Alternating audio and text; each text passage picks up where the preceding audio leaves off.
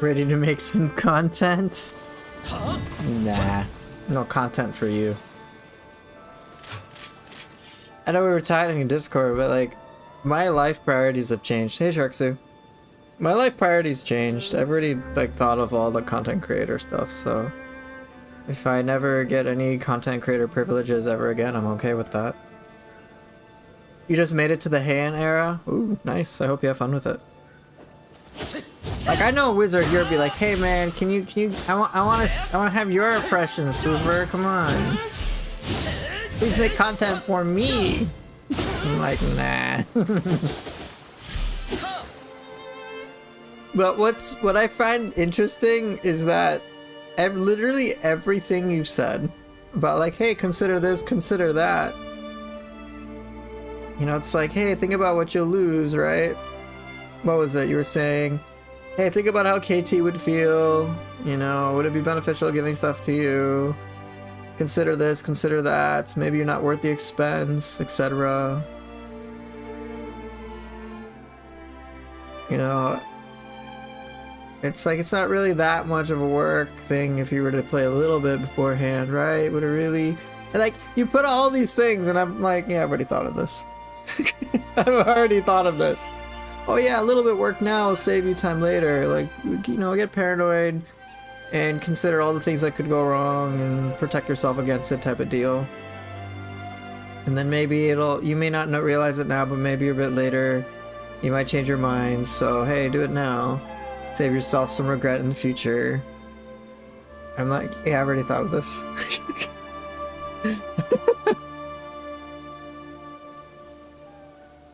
And then, you know, you're saying it's a helpful mindset for competitive games and a value bump in my work that I practice every day. I'm like, yeah, I know.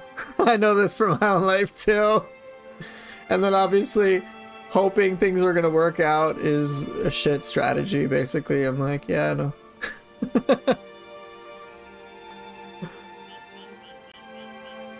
So Sharksu, you're having fun exploring and trying to find all the collectibles? Nice, yeah. Hey Autumn! Does Sword and Glaive really have faster burst break? I don't know. Hey Benji! Good to see ya. Cram, come on.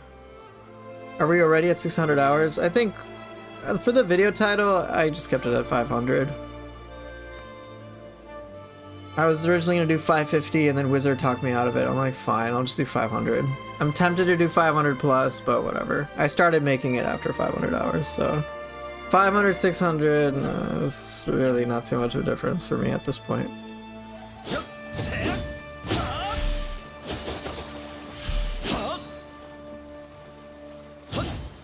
Hey Amber. But yeah, Wizard, it's funny how you're trying to like coach me on things I'm well aware of. In fact, it's something I usually coach other people on too. About like, you know, invest in your future. Don't necessarily think super short term.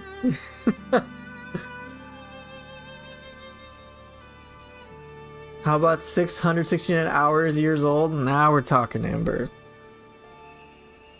There's some new video with Wolong 2 content. Again, not really that much. Honestly, when it comes to a lot of this stuff, I'm like tuning out certain pieces of information. I just want to experience it blind. So it'll be a blind playthrough for Wolong 2, try it out, be like, oh yeah, this was cool. But in terms of, just to kind of combine that with what Wizard's talking about, or what Wizard and I were chatting about on Discord, I'm really not that big into content creation. It's not like who I want to be. I don't want to be a content creator. I do create content, but it's not something I identify myself as. And how many did I end Neo 2 with? Probably close to 3K. How about 679 hours? You know what, Owner You? I don't trust you. But yeah, my more recent experiences with content creation just dissuaded me from getting involved with it any further. I got to see, oh, this is what the life is like from some really big content creators. I met Fighting Cowboy. Learned good enough about him.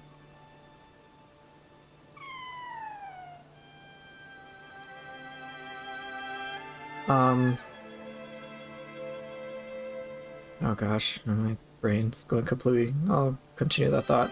Yeah, I'll watch the new weapon demo. But in terms of like me making a video, like a react video of me watching it, like probably not. If it pops up on there, if it pops up and like I'm happen to be streaming, sure, I'll watch it with you guys here.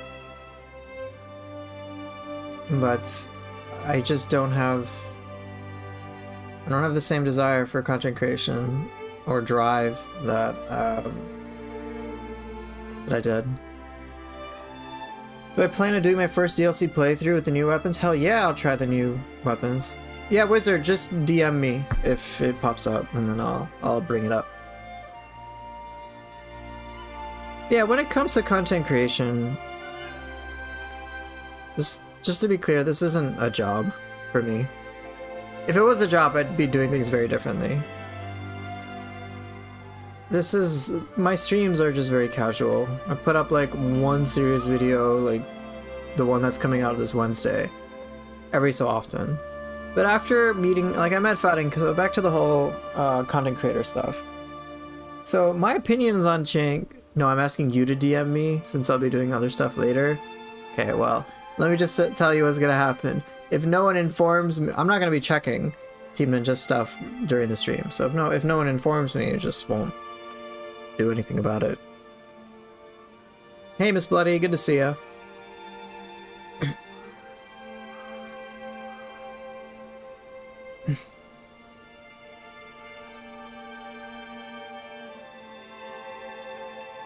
I bet Team Ninja's short video is just on the Hoko and Shield will be like 30 seconds. It'll just be a clip. Now, if it's like a proper weapon showcase, okay, I will watch that and react to it. But I just anticipate it'll be like Twitter clips of like a couple of moves and a cool like combos or things here and there. That's all I expect. I don't expect it. If it's on the level of the Neo 3 gameplay showcase that Team Ninja's community manager Master did, then yes, I will like make a whole event about it. But it's probably just gonna be like a Twitter clip.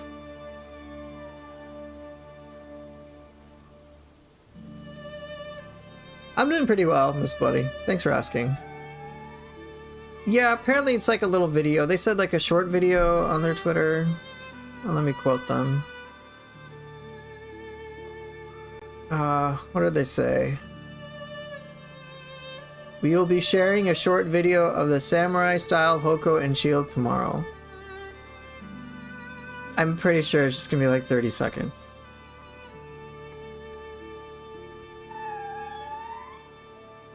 But who knows? So right, when it comes to the little content creation thing, there are a few experiences that I've had that made me realize that I don't really want it. Irrespective of, it's not about, like, sure it'd be nice to be a big channel, but the truth is, I don't actually really want what comes with it.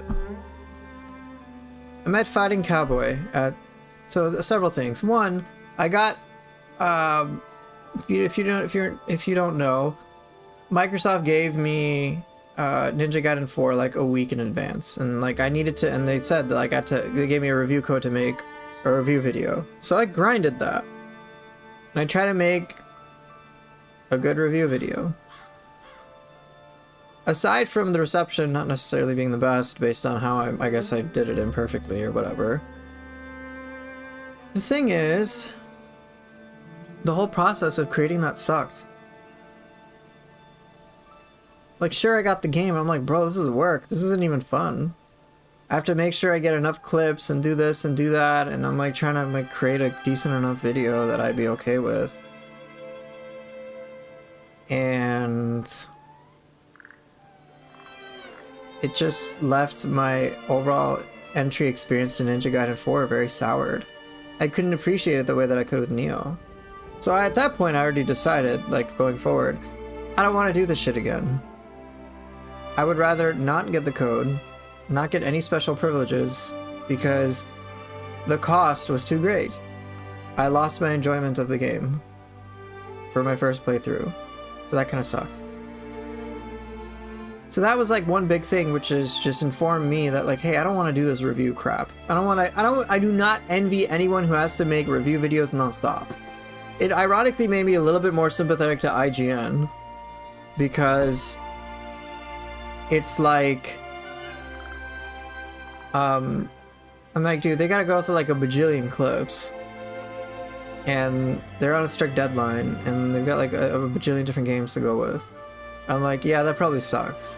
That doesn't mean I necessarily like the review videos any particularly anymore. I'm just like, yeah, I get why sometimes their stuff can kind of suck.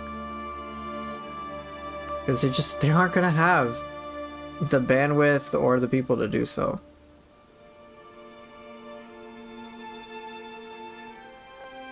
But even for me, a big fan of Ninja Gaiden 4 and just the idea of it, even me trying to make a review thing on my own terms would suck. Oh, I agree, Wizard. You don't need to have sympathy. Just because I understand them a little more, it doesn't mean I'm like, oh man, now I'm sympathetic to them having half-assed like video stuff for Neo 3. Like, I was like, yeah, I can understand why it's probably a lot of work for them, because, you know, I'm doing all this, but other people are doing... Like, it just gave me a greater appreciation for what they're doing, but I'm like, still, it doesn't excuse half-assed stuff. You know, there's a reason they're stereotyped for, oh, they're gonna give every game an 8 out of 10. I'm like, okay.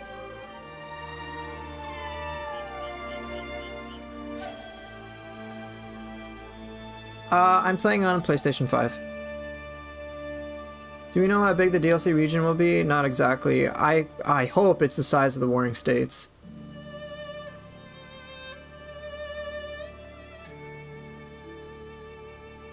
So my experience reviewing Ninja Gaiden 4 and everything that went into making it just soured my experience, and that's like a big part for content creators to create those things, right?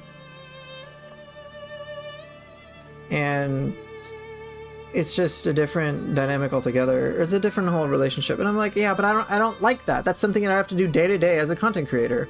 If I'm getting early access to a game, there is this expectation I make a review on it, or I do something to promote the game in some right. I didn't make a review for Neo 3. I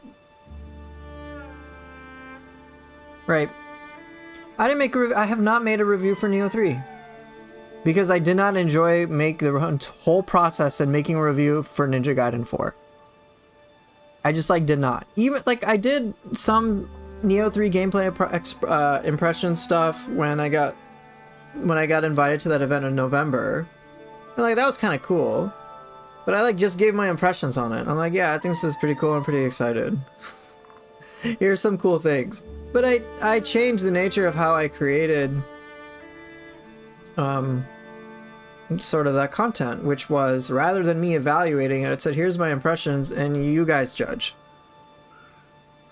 Rather than trusting me, here, see for yourself. Here's all these files, here's all this data. Go ahead, nerd out over it. If you want to take my word for it, here you go. Here's my impressions on things. I like that. Here you go. It's vague or whatever. But yeah, I try to give best of both worlds. If someone trusts me, they can just watch my video. If not, they can decide for themselves. And they don't have to wait. So I try to show every weapon skill conceivable. Made a video. I put a lot of time into it. Try to showcase boss fights, things that whatever I could. And I'm kind of okay with that. But I didn't make a review for Neo 3. I think it's kind of obvious what my opinion about Neo 3 is, considering I've played it religiously since release. Barring oh, Ninja Gaiden 4 DLC came out, or let me take a little break and do some stuff on Path of Exile too. So there is that. But back to me meeting Fighting Cowboy. I got to learn what the lives of people like Fighting Cowboy, Runeby, Distortion 2, I think. No, I didn't get to hang out with him that much. But yeah, I met some big content creators. I think at some point we were expecting Afro Senju. I didn't get to meet him. I don't know if he came to the event that I was in though. But yeah, big YouTubers, right? Big Twitch streamers. Oh yeah, who else was there? Miss 5000 Watts. So I get to understand what their lives are like. They're all very busy. Incredibly busy. Fighting Cowboy in particular, and huge props to him. He's got a family, he has another job, and he's been able to fortunately make his content creation full time. But what I evaluated from all those there was just like, dude, there's a lot of stress on their plate constantly, day to day. This is their job. And I'm like, shit, this requires a very different tact compared to what I actually, and it made me realize, I don't want to do this as a job. I'm just doing this for fun, bro. This is just a chill hobby.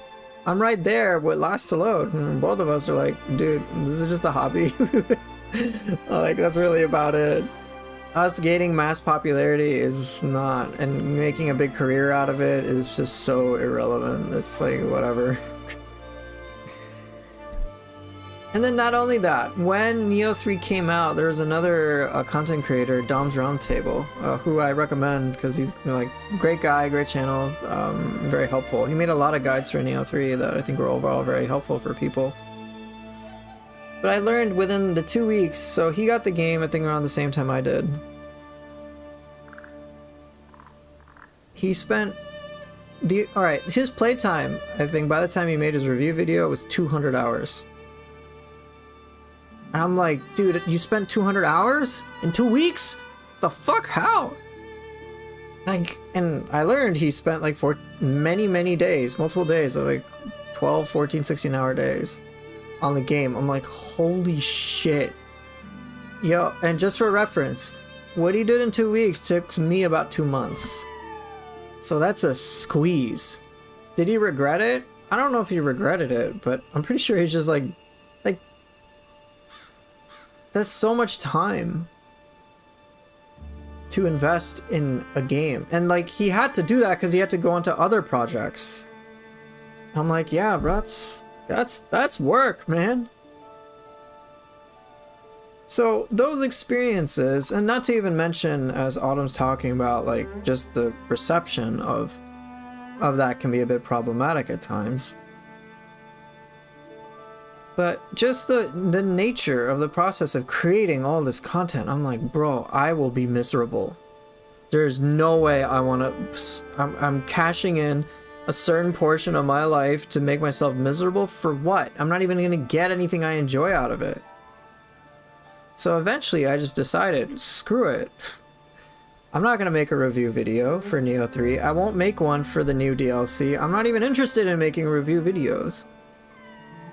I'm more like the typical nerd. I don't know if typical nerd, but I just want to enjoy my time playing my games with people on the internet. That's it. There's no crazy secret sauce beyond that. Occasionally I'll put out a video I think will be of benefit to the community at large. So like this Wednesday, I'm dropping my 500-hour video.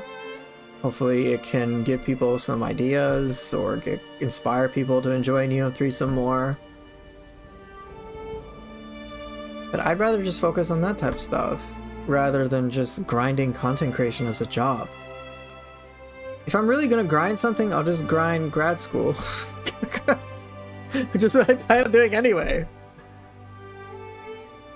So, go to graduate school, get a degree. I probably won't have to even grind that much and stress that much. I'm like, just work hard and help clients, which I already do. I already have clients that I coach. I don't counsel, but I coach. So I help them out, and I've done that before. I'm like, yeah, I can do that. I get paid for that. It works. It brings me satisfaction. It's a lot of hard work in many ways, a lot of deep psychological work. Me really having to flex people skills to understand someone's psyche and understand how to help them help themselves. Like, it can get complicated. If you've been here in my Saturday streams, like, some of the stuff I talk about is pretty heavy for people.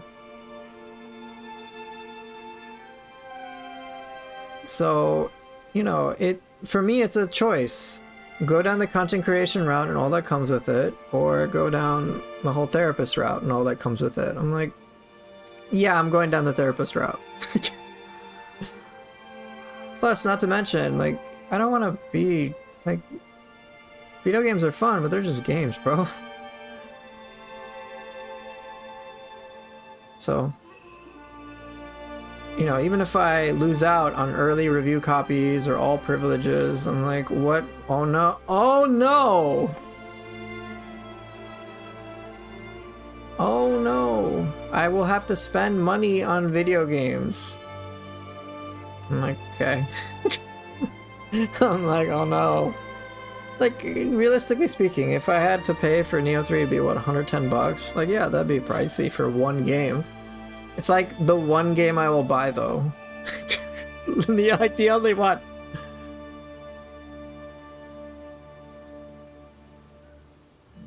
So, yeah, I don't want to do the content creation stuff for all those reasons and more. It just doesn't align with me and what I want for my life. Now, funny enough, as Benji has said, honestly, watching your gameplay shows how great the game is anyway. Yeah. I think everyone tends to glorify content creation as a career, but we're kind of blind due to just survivorship bias. Yeah.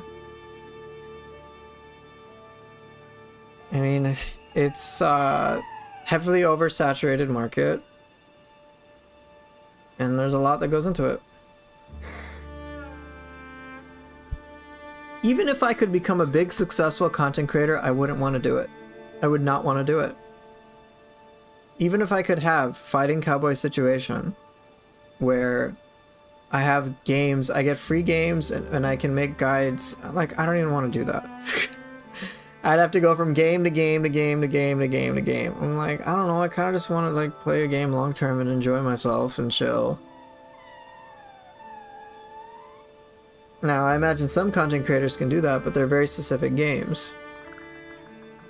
But can I get at least one funny clip on DLC release date? I don't think I'll have anything ready for the 19th.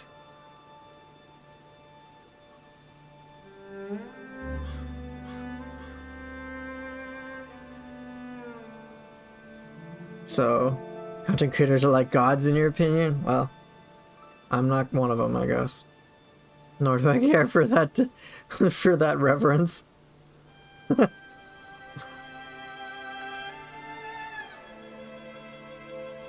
yeah, there's so many factors that make someone a likable content creator. Like, for example, I'm playing a very niche game. Alright, so the dedication of my content for Neo 3 is impressive in regards to Neo, but it's just small potatoes. So now if I had this level of content for, say, like Doom, maybe I'd have a better shot. Or if I did things like Dark Souls or Elden Ring or Night Rain or whatever, sure, I'd probably get more attention. But I clearly don't care. Or I could play like MMOs or do shit like Fortnite. Obviously I don't want to do that.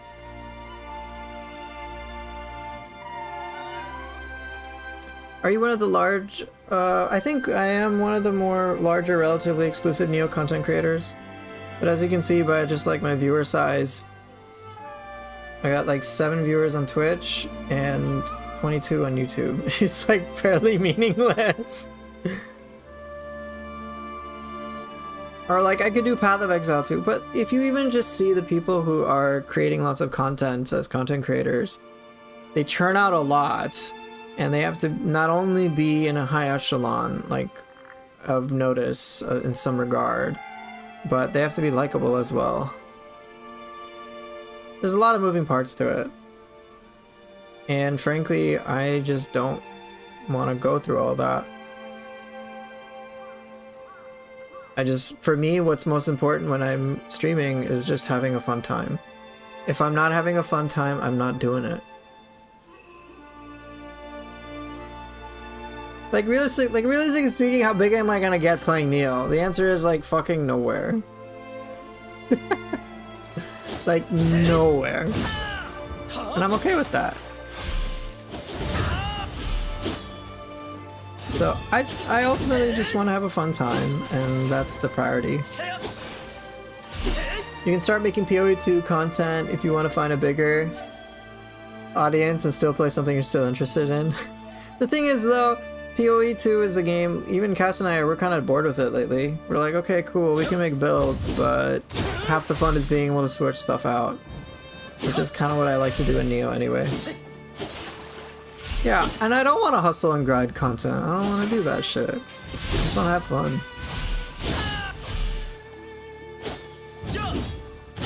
And this is reflected in how I deal with my streams on Saturdays.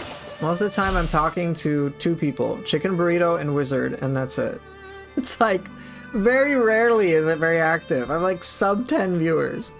But I still do it because it's kind of enjoyable. It's enjoyable to chat about these things, and it's fun. I'm not doing it for money. Sometimes I help someone out and they give me some money and that's cool, but whatever. I'm just doing it for free.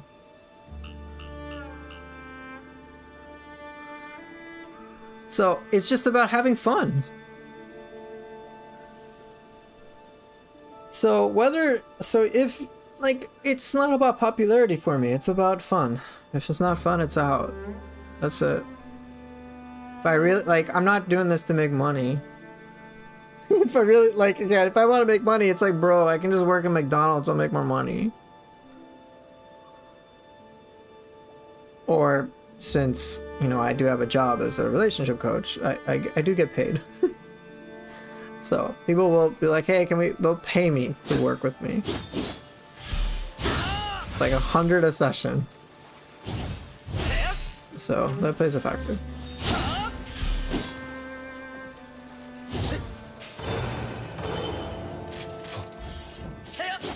But yeah, I hope that I can give you some insight as to why I just, like, I'm so not really all that interested in content creation.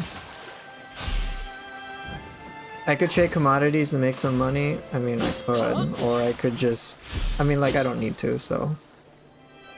I just want to live a very simple, comfortable life, like a cat sunbathing and taking a nap. Like, that's my personal life goal. Okay. I stream for fun. Not getting a review copy is not the end of the world. I'm gonna be like, oh no, I can't play a game 2 weeks before it comes out. Okay, what do I got on my schedule? Oh yeah, in the meantime, I'm gonna just enjoy things. And play the game day one, and then just stream it with, like, some people on the internet.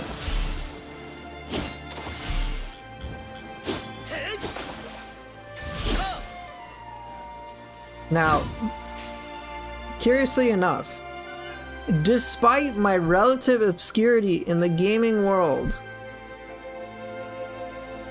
Koei Tecmo still flew me over to get early access to their, to Neo 3, like, content at the time. They still gave me a code. I still have Koei Tecmo America employee numbers on speed dial. Well, not speed dial, but I have it on my phone. Okay? I can DM KT directly and ask them questions. My gameplay and my guides, I'd like to think, have warranted me enough to change, to, like, give me some stuff now. That was then my change now. Even if it doesn't change, I don't give a shit. I'm sorry to say. No, I know you do. I still have a Team Ninja handler. Perhaps.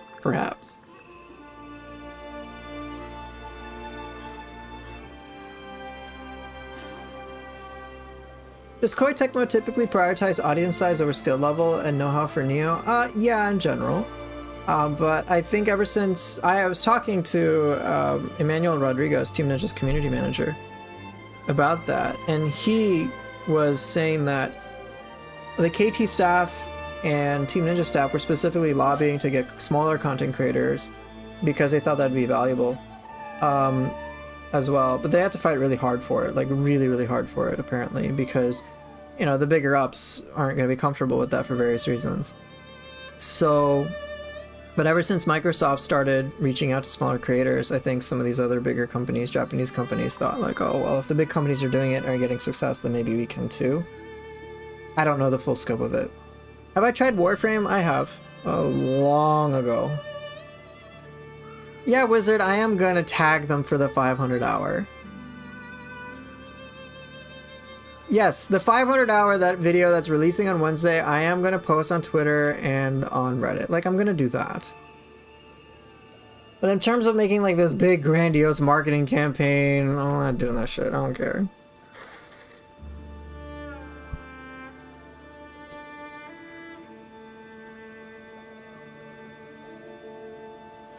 I've asked if I could get early access for the DLC. They just said in their content creator code thing or form, it's just for access to a code. It's not about early access. And we'll give embargo information, I guess. I'm like, alright, I guess. Cool.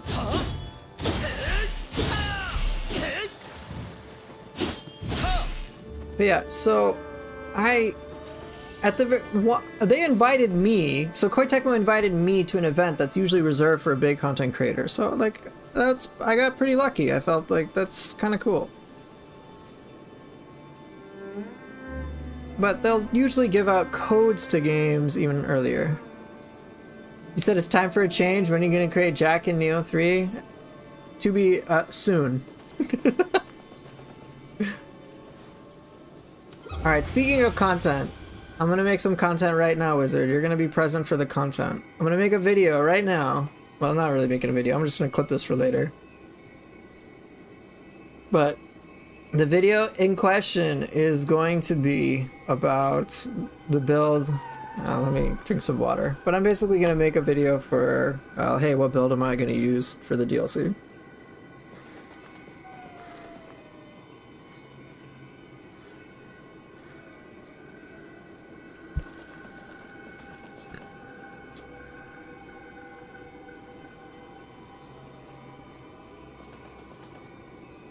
Okay. So if theoretically some large streamers decide to do a series of playing Neo for the first time, needed coaching, sure, they could do it. Sure, yeah. I doubt they would. Yeah, I wouldn't mind. Hey, Golden Seed.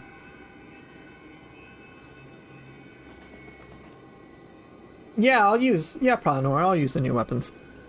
Alright, so I get asked, hey, what's my build? Time to show you. It's super big brain. First things first, what's my stat distribution? Voila. Even stats across the board. And I will be doing this as well in the DLC, where I'll just level up all my stats evenly. So there's that. When it comes to, here you can take a look at my detailed information. I am running A agility across both styles. B toughness as well, that is intentional. And yeah. So that's a big thing. But some of the bigger things for my build involve the following life recovery benefits. So I'll talk a bit more about that in depth here. So my build is pretty much designed around just helping me learn as much as I can about Neo. So I have things to support that. Naturally, with some of the risks that I take in Neo 3, I will die a lot. And I try to minimize that within a certain reason. So I'm going to highlight one of the more important stats here, which is life recovery and Amrita absorption. So it's a pretty high value at 36. And it's, if I'm not mistaken, it's the same value across both styles.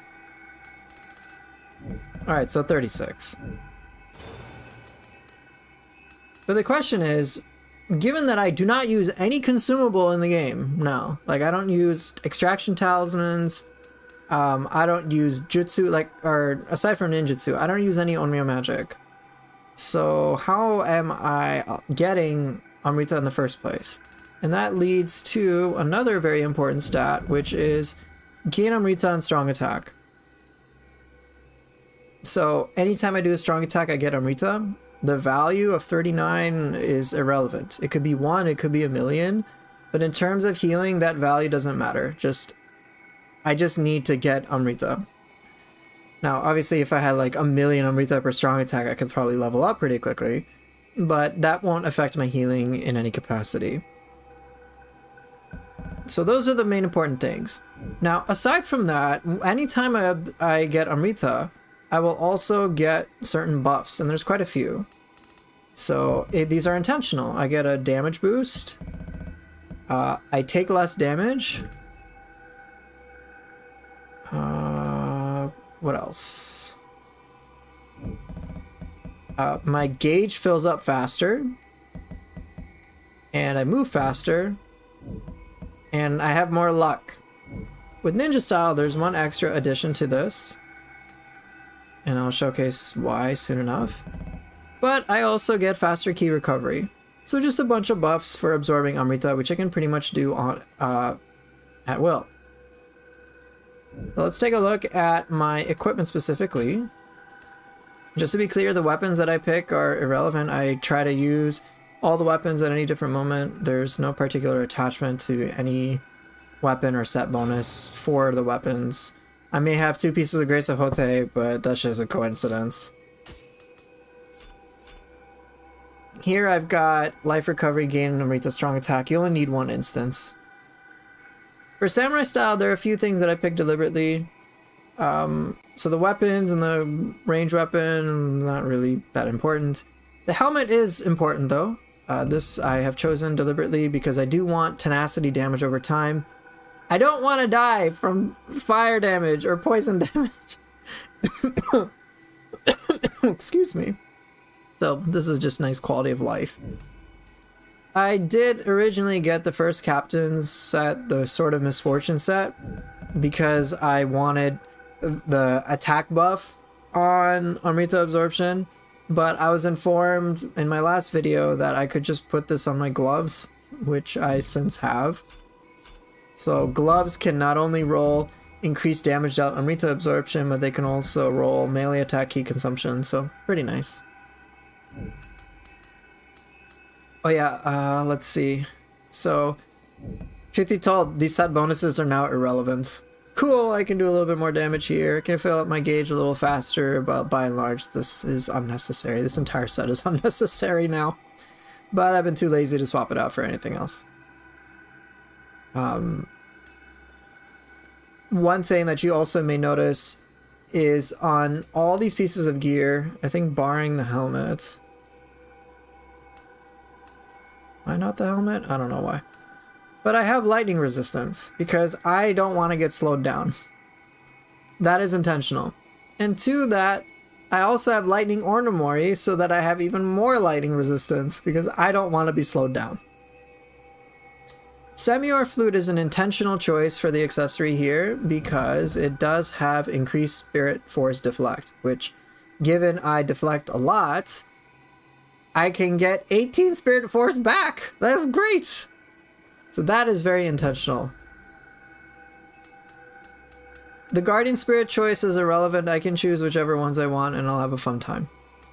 The Soul Cores are very intentional.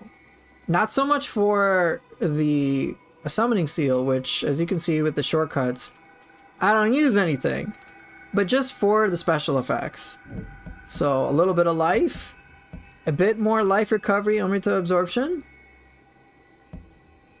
Some key recovery speed I got on there because why not? With Otoroshi, similar principle. Key recovery, get some life recovery while in the yokai realm, which is always nice. And then I just wanted to try increased damage critical. I don't know. I couldn't find anything else that I wanted on there. So there's that. When it comes to ninja style, again, the weapons are irrelevant. The headpiece is just whatever. I think I got some Spirit Force Evade on there. Melee attack key consumption. Oh wow, 60%, cool. The set, however, is intentional. And these bonuses are nice, but I wanted that faster key recovery the most. So I specifically wanted it on ninja style. I couldn't easily find a good source of it on samurai style. But I did on ninja style, so I have this set very specifically for that purpose, to get that. It's also nice to, I guess, do a little bit more damage with Guardian Spirit skills. I guess some more ailment augmentation, I guess. But whoop-de-doo. Oh, and then Max Great's Campus Form stock has been fun when I messed around with it. I am using Semi-Or Flutes, less for the set bonus and more for increased Spirit Force on Evade. So every time I evade, I get 18 Spirit Force. Pretty nice. Very handy. Totally recommend it. So I think that covers the equipment there. Let's take a look at... Oh, let me show my clan bonuses. Before I get to my skills. Blessings. Clan protection, these are the ones that I'm using. Faster winded recovery is just for quality of life. I'm trying to stay in the action as often as possible, kick ass as often as possible.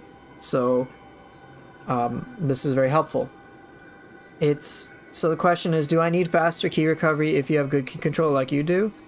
I don't absolutely need this or the key recovery buffs, but it helps me learn more because I have less downtime. And that's where the life recovery also comes into play too with Toyotomi, which is very handy. Since I don't have elixirs to consume, what I'm incentivized to do to heal is basically get good. Kick a lot of ass, hit a bunch. So if I can stay in the action a lot, I can eventually refill my HP.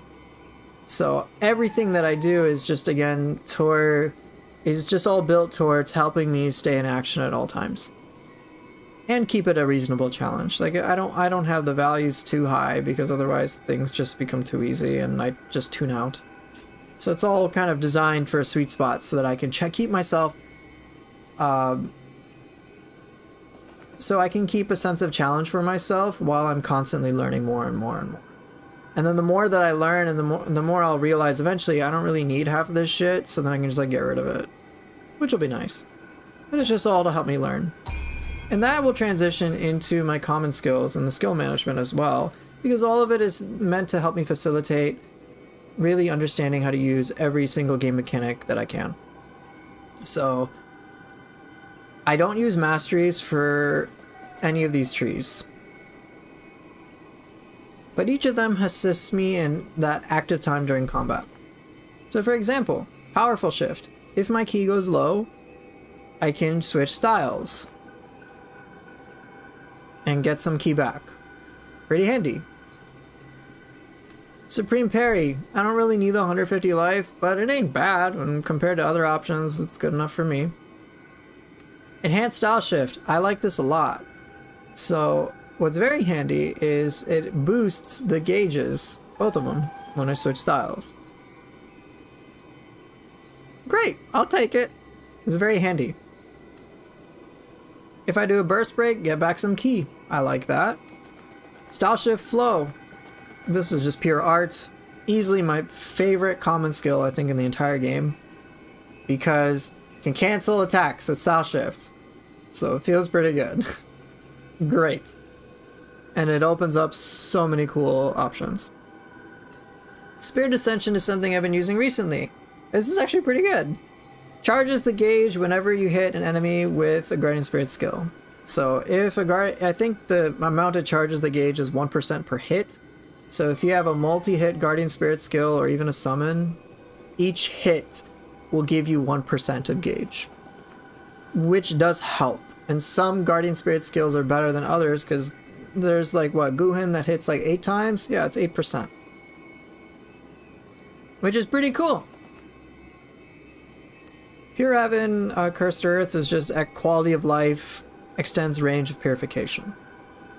Everything else that I discount, even things like versatility, are just because they're a little antithetical to my style of play, which is focus on just learning as much as possible and getting that like adrenaline rush of doing all sorts of cool shit, which is kind of fun. If an enemy dies too quickly, I can't really play around with it. Next up is Samurai.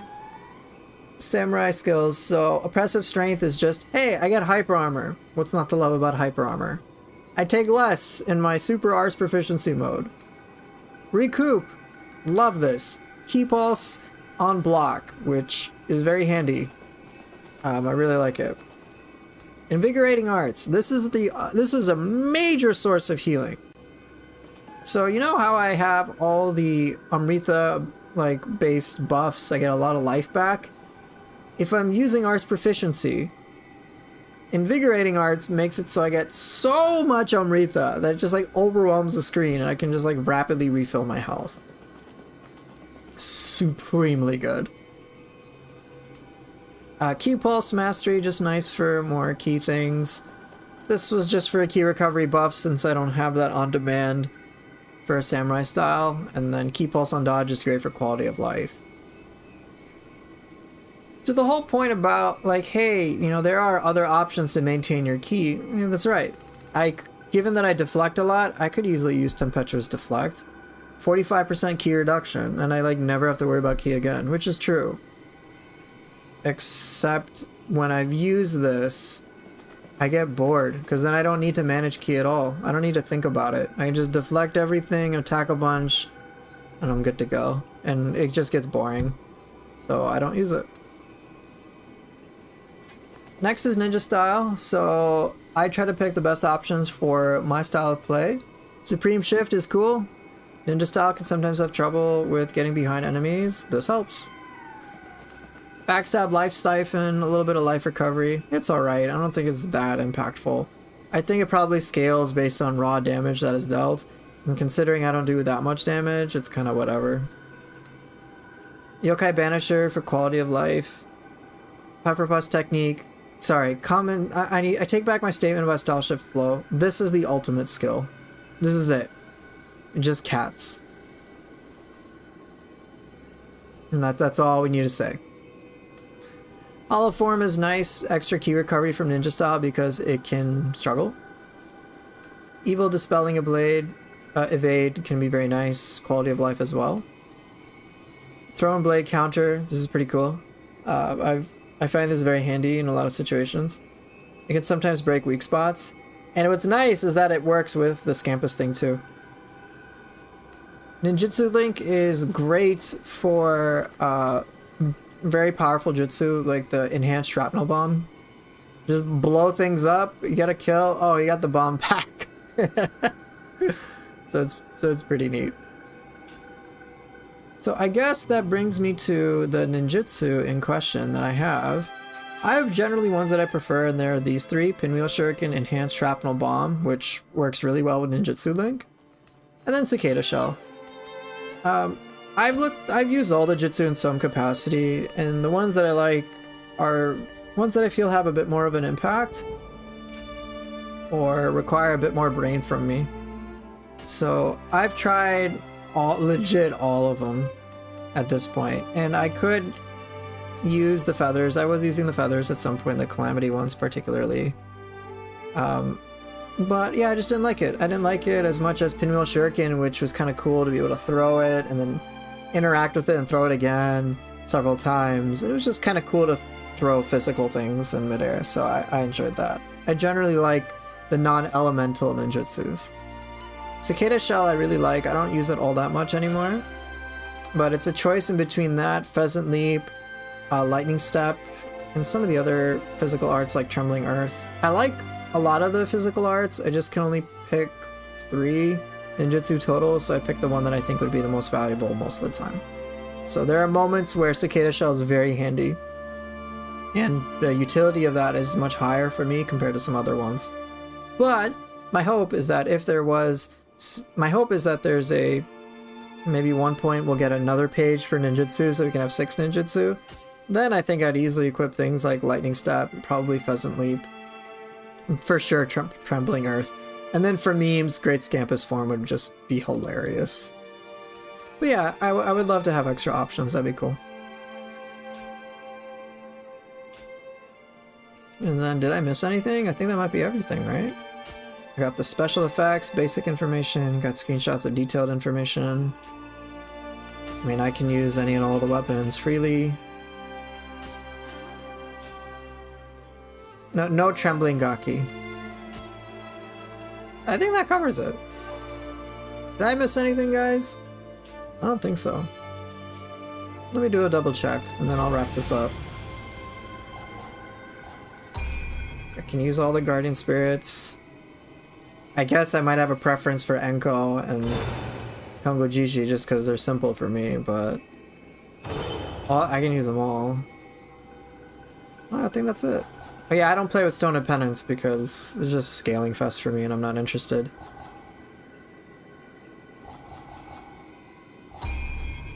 Yeah, I guess that's it. So yeah, just yeah,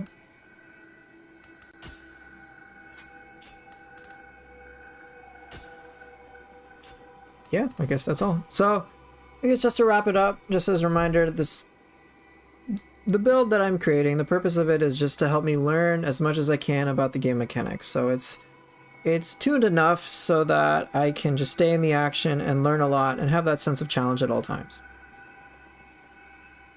And it's fun.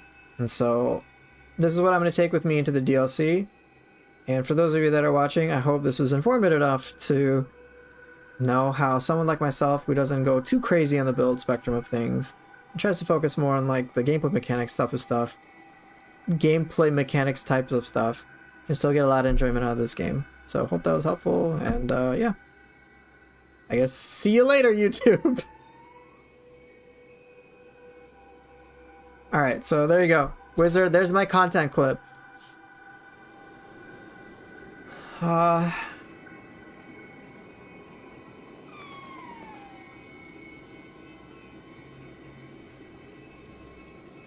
Hey, average new enjoyer. From what I've seen, a showcase video for Hoko and Shield is planned to release today. Have you seen it? I haven't seen it, but they were going to release a short video today. Do you think they'd ever add in 2 Guardian Spirits for style? I don't know if they would, but I hope they do. That'd be so good. Does the Stone of Penance work like in Neo 2 and increases the level of accessories? I believe so, yes. I haven't really used it, but I think it functions like that. It's just the only real difference compared to Neo 2 and Neo 3 is that things are scaled slightly differently in Neo 3. So enemies have a lot more ki on top of the damage scaling.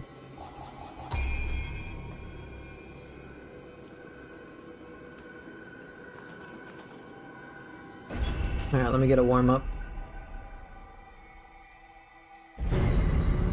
Money in the bank? Perhaps.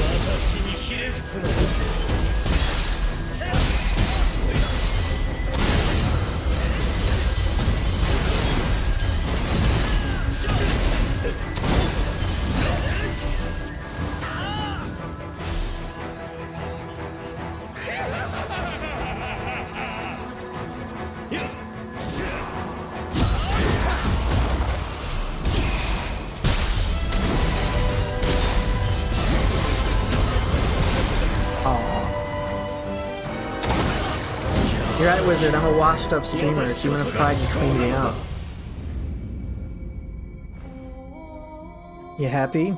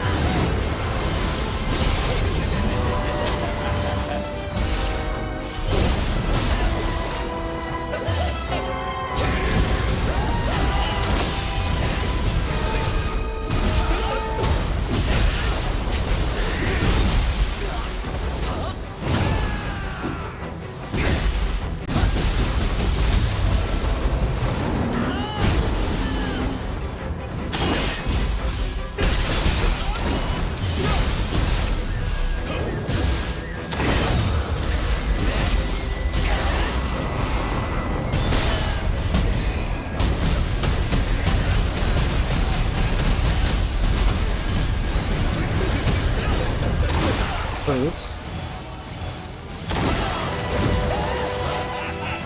Oh, get up.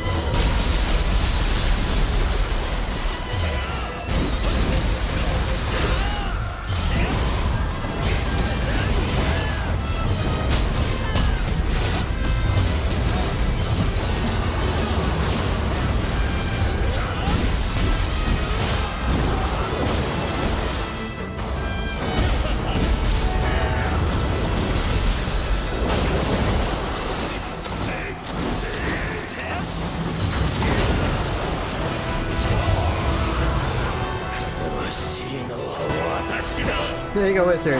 I still killed an enemy. 1 hour. It took me an hour to kill an enemy. Yeah, I bullied these three way too much. They're my punching bag practice.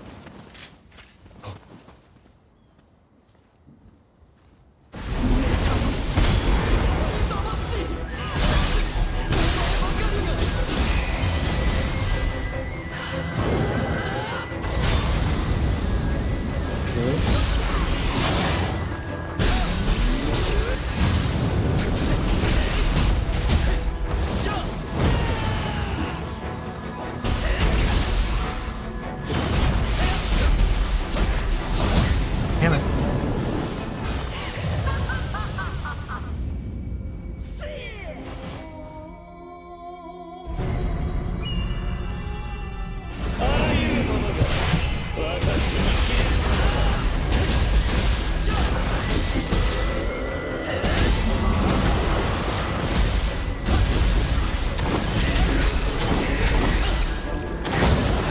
Oops. I'm trying Tanuki. I want to be able to do fancy stuff with it.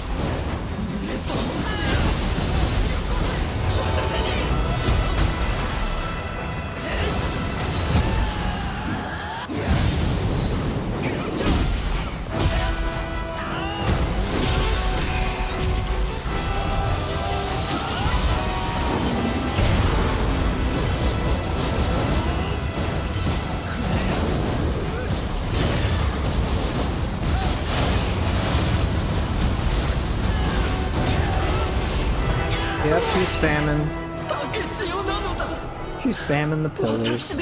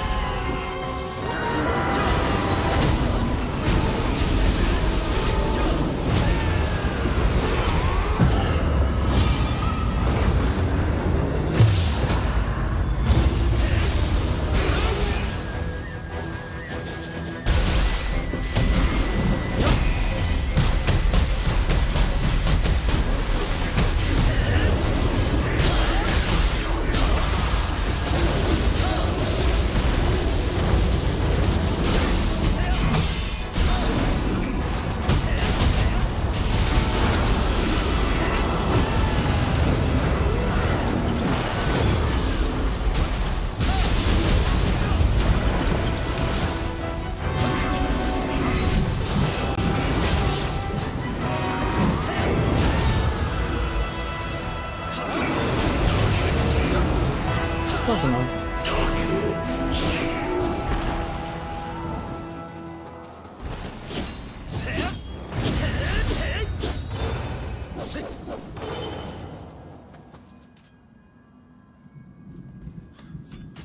Alright, Wizard, what's the armor set that I might be interested in? Thank you, Lana. Good to see you, by the way.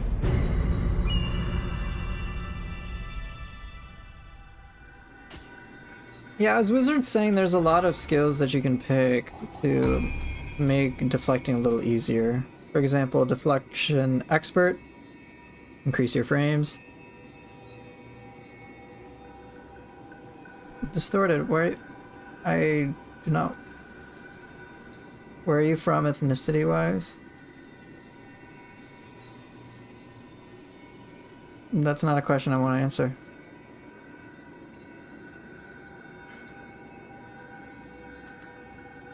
I'm from America, bro. That's the best way I can put it. He's clearly black African, exactly. Was just curious. Okay, well, curiosity will not be indulged. So as I was saying, you can get Deflection Expert, for example. That can help.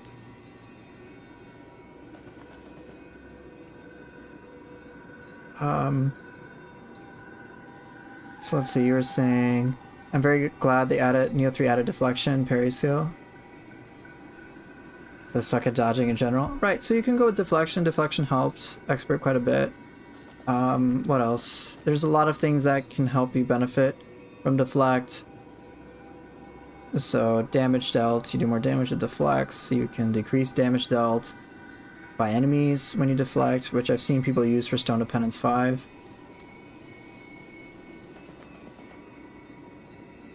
Yeah, Wizard, I looked into that set. I discounted it because it's not A agility. I want my A agility. Also, for key management, you can get Tempestuous Deflect, which can be very handy.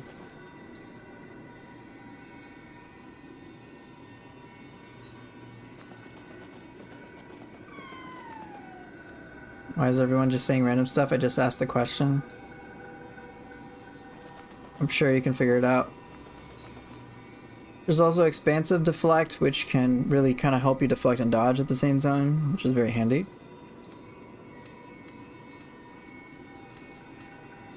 there's a lot. There's a lot of support for deflect. So if that's your thing, go for that.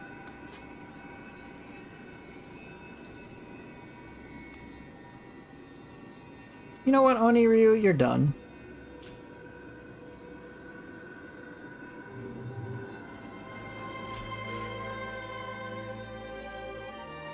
Did you type that twice, Oni Ryu?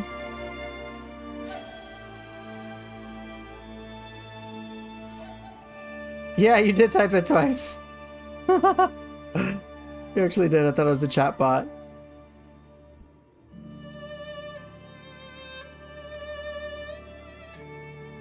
Alright, distorted. Let me ask why, dude, just drop it.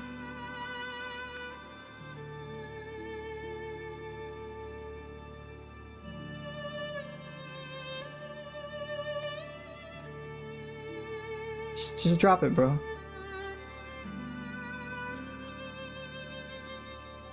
Lana, Oniryu, what y'all up to?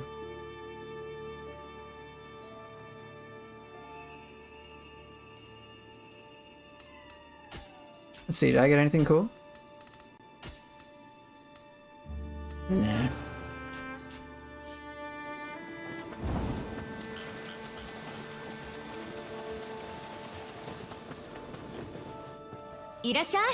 Up to Gaki stuff. This is why I have trust issues. Lana, no! Don't encourage this! Yo, Poofer, hope you're doing great. I was wondering, what do you think is going to be different between the Samurai Spear and Shield and Ninja Spear and Shield move-wise? What are my ideas? From what little I've seen...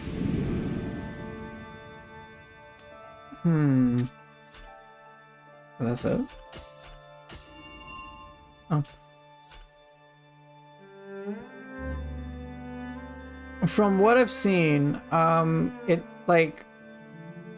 My guess, based on what they've shown, is that Samurai's version of it will be more, will feel more defensive. Whereas the, I don't know, like the ninja version might feel more like hatchets. Like I saw that the ninja Hoko and shield, you could throw the shield almost like Captain America, and the samurai style one had like something that worked on deflect maybe? I don't know. Honestly though, I got no clue. I have no idea what to expect since it's not something I anticipated in the slightest.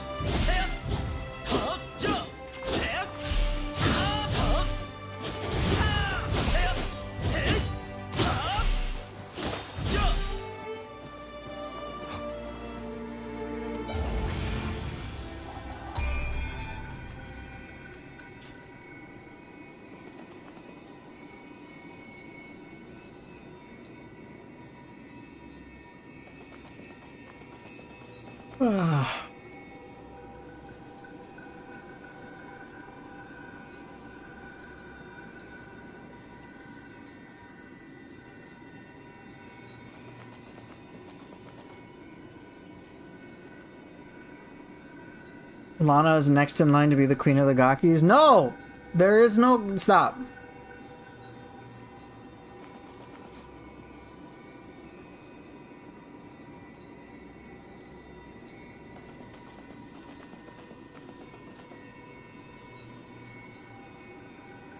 Lana. No Gaki business.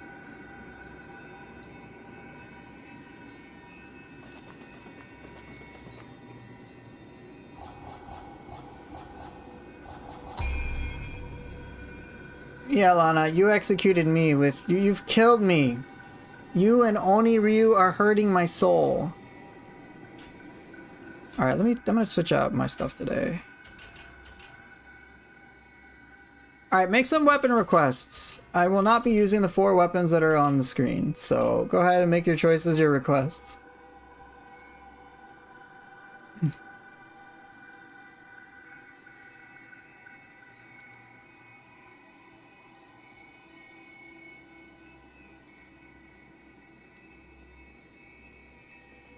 What Gaki did to me? Dude, Gaki are terrible. Request Spear. Alright, Spear's 1. What else? So Lana's asked for Spear. No, Oni Ryu. No, you're... One of you, I'm trying to play a game. I come to the stream to have fun. You're hurting me, man.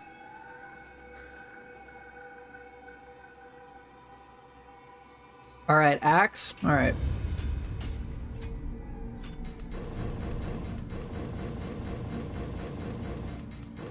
So spear, axe. What about for ninja style? What do you guys want to see?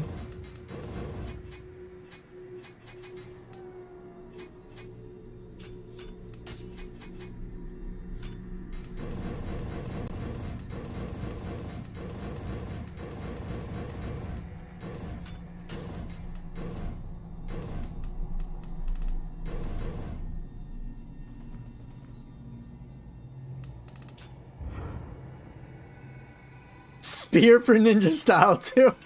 Tell me to hack the game. Okay. I didn't. This just got personal. Why? Why?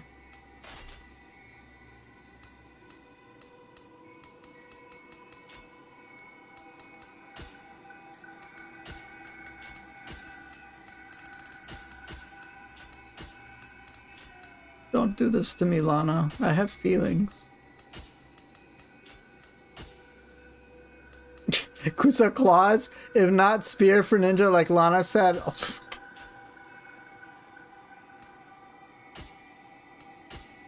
Expose Hanzo as a fake ninja.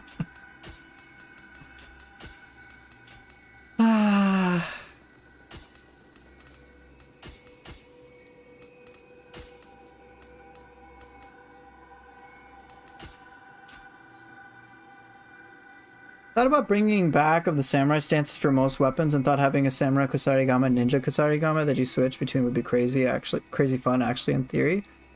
I like the idea. So here's my opinion about it, because I see what you're saying too.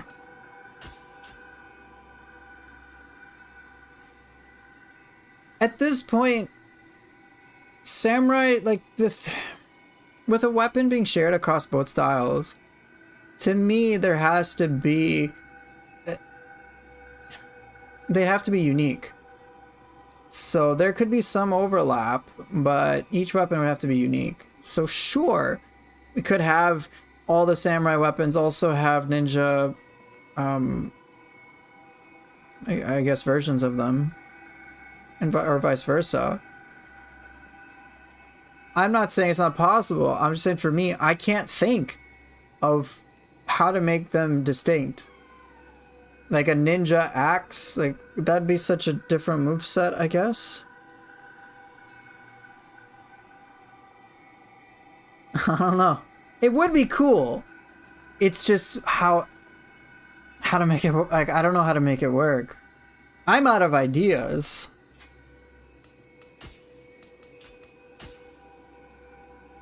They don't need to be distinct. Just make all the players happy. Would it actually make all the players happy though? Because I don't necessarily think so. I think it runs the risk of just bloat.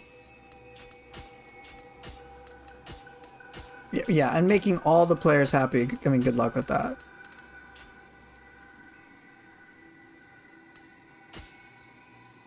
Me happy, everyone happy? Ah, there we go. We'll keep Lana happy.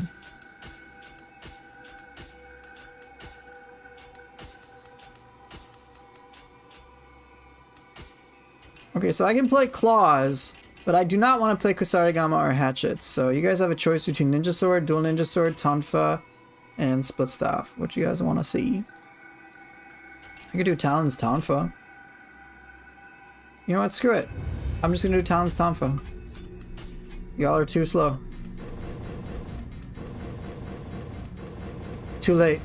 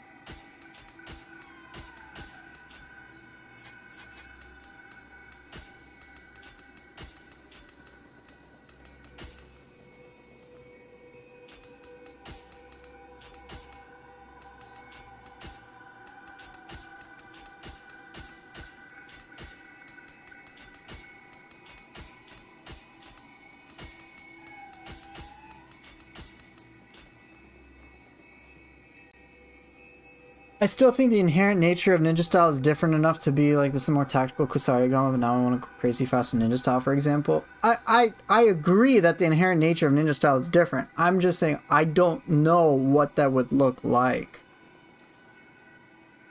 Could like there could be a distinct difference, but what would that difference be? It'd have to be it'd have to be huge.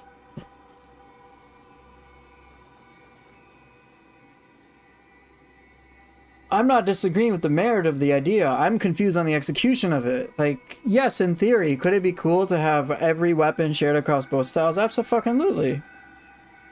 Absolutely. So that'd be pretty cool.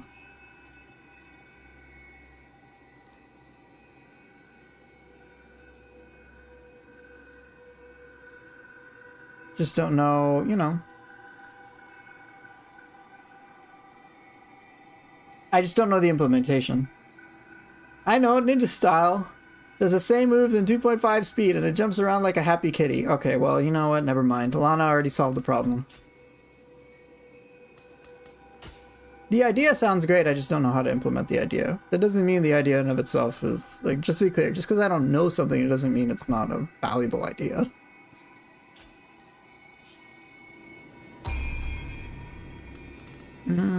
What do I want to do today? I've done these missions, I already did all of them. Let's do something different. Why the hell not? Space Ninja again? Wait, what's Space Ninja, Miss Bloody?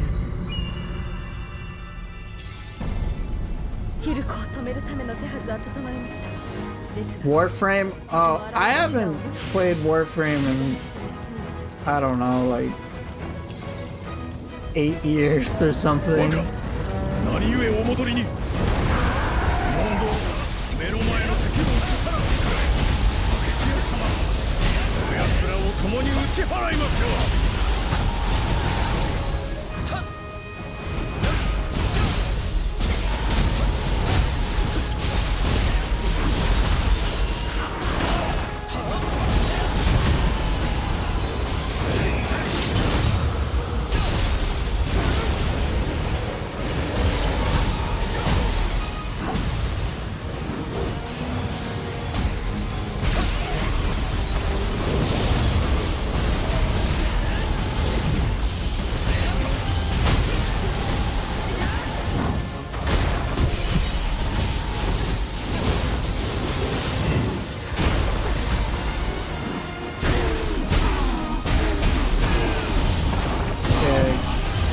Goodbye.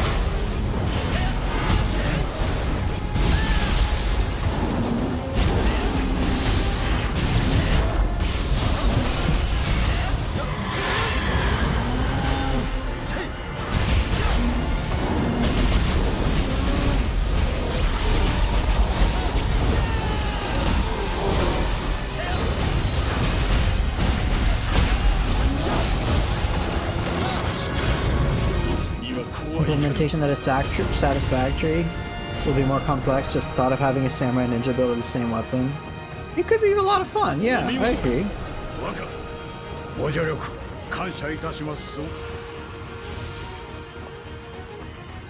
So you took a break in 2018, then got back to it in 2022. Played for 2 years, just got back into it again. Honestly, Neo made me get back to it for some reason.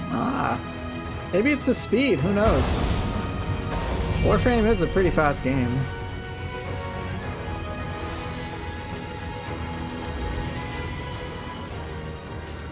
No drooling like a Gaki. That's wrong. That's just wrong. Okay.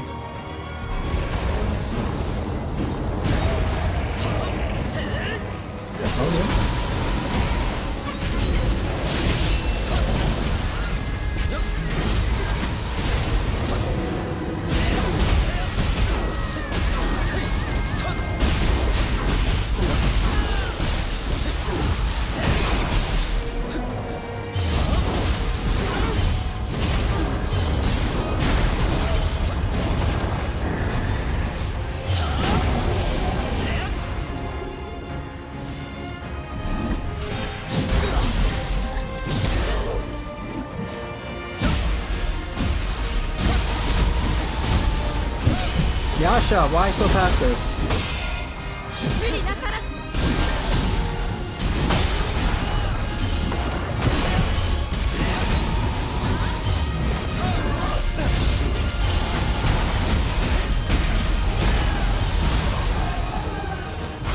I'm in New Game Plus, where I have to be...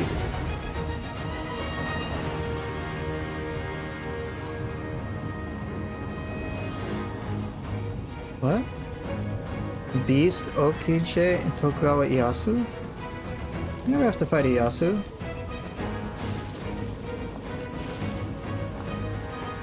Beast. Oh wait, are you talking about Okita Soji and then Tokugawa Yoshinobu?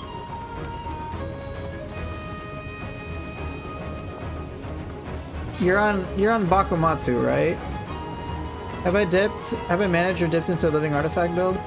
I use living artifact a lot, but I don't have a build. Okay, so Billy, what you can do is you can actually fight Okita Soji separately. Give me a bit to explain how, and it will make it a lot easier. So you don't have to keep fighting them both.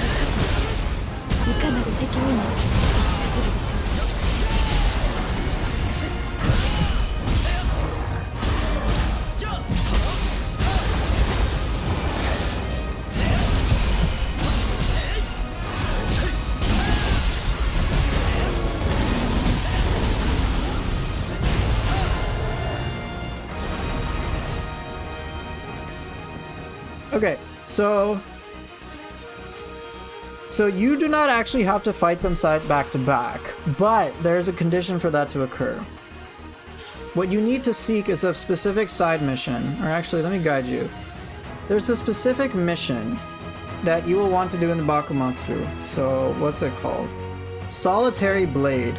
You 100% want to get this mission. Then what you can... Is it this one? Yeah. Then what can happen is then you'll just fight Okita Soji on its own. And then that's it. You just fight him and then you defeat him there, and then when you go back into the Crucible, you will only have to fight Yoshinobu by itself. So I unfortunately can't show you where it is on the map, but it's, I think on the Bakumatsu map, it's the leftmost region.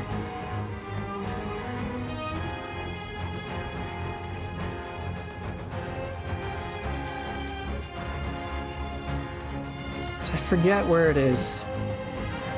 But yeah, talk to Takasugi Shinsaku at the home, at like, you know, the base where he's at. Talk to him there. He should be able, I think it's, yeah, I think it's this. It might be this Peerless Katana. That should be the quest. And then do this quest, and then it'll give you like a key to the temple. And then you'll be able to do it separately. I think it's this one.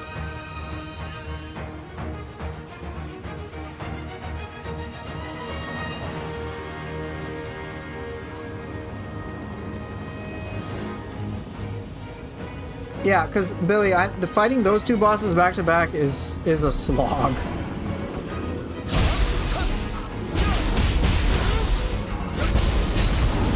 Yeah, I got you.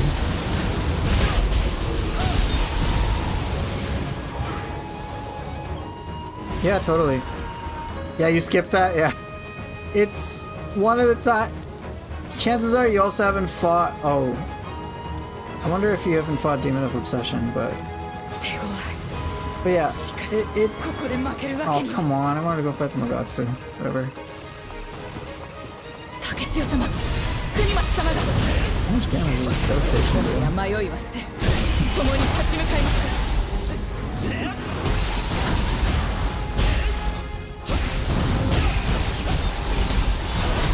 Ooh, that's actually helpful.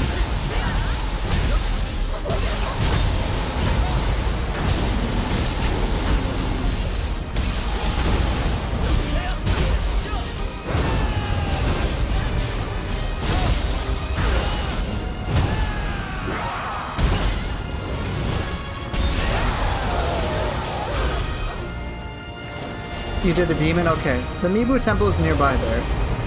Just as a heads up.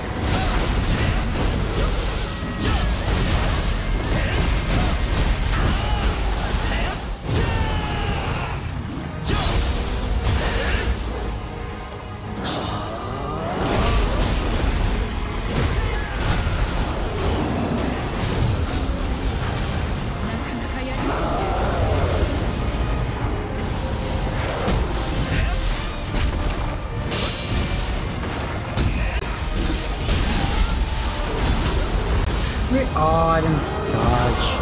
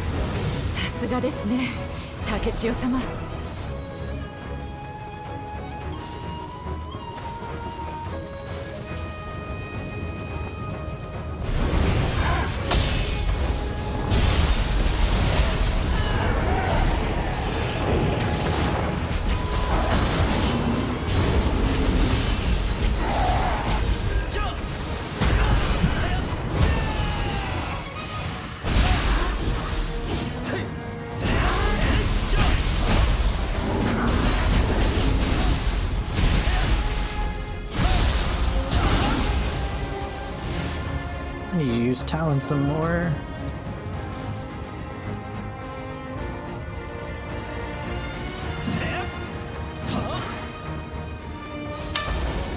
I hope we get the Tonfa Gunna fix in DLC 1. Would be cool. I'm surprised they didn't put that in for Tonfa, so that it applies on both Crimson Lotus and Devastation. That kind of surprised me.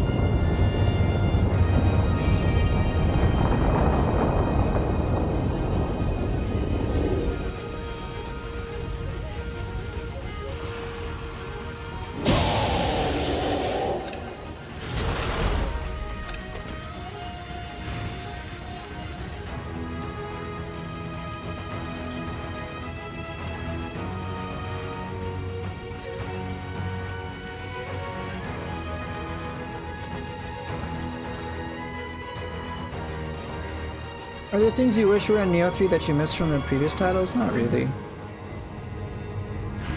Like, just maybe more expanded moveset for split staff. I suppose a third Guardian Spirit skill slots. But like, I was watching some Neo 2 footage yesterday, and I'm like, yeah, I'm good with Neo 3 now.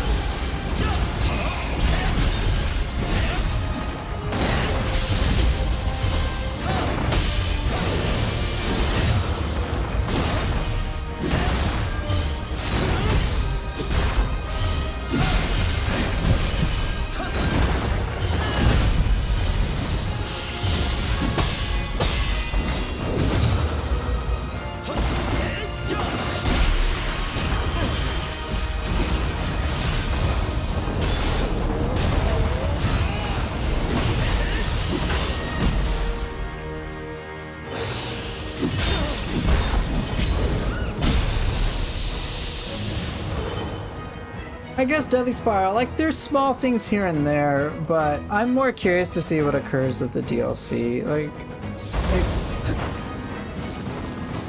there's certain things I like about Neo 2 that I wish might be in Neo 3, but by and large, Neo 3's presented so much good stuff I don't really miss too much.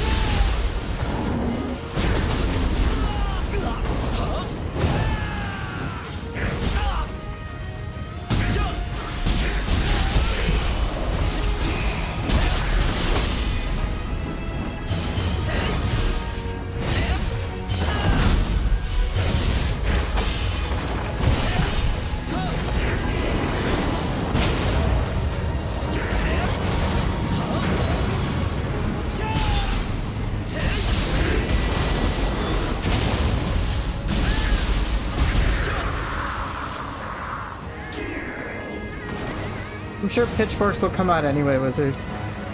Yeah, I think when it comes to their communications, it's just a mistranslation. It's just a typo.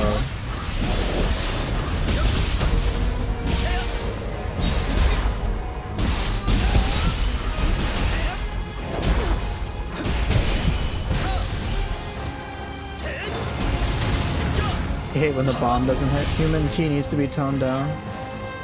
It's just, if you've submitted the feedback, make sure if you haven't already, give them the feedback and then just see if they take it into account. Because sometimes they just are like, yeah, we hear the community saying, but they're not doing it.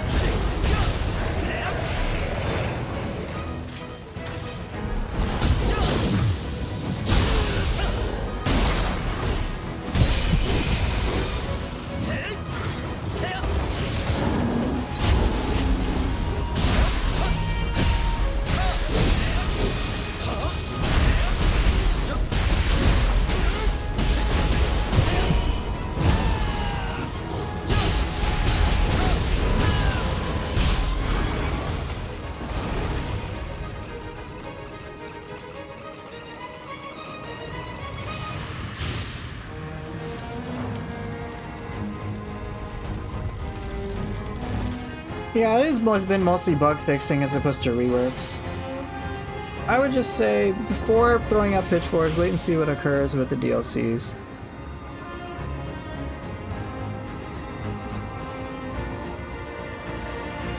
Because a lot of changes to weapon moves also occurred across DLCs. So for example, Sword of Discernment for the sword, and Kusarigama tracking, and Tonfa tracking, and things like that, all of that got improved. But that was, that came out like by DLC 3.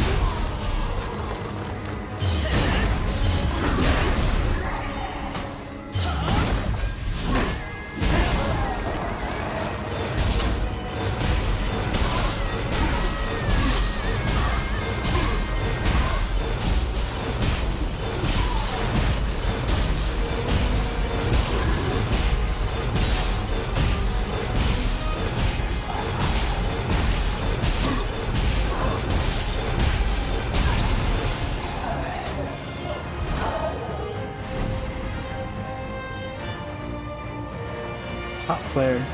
Let's go.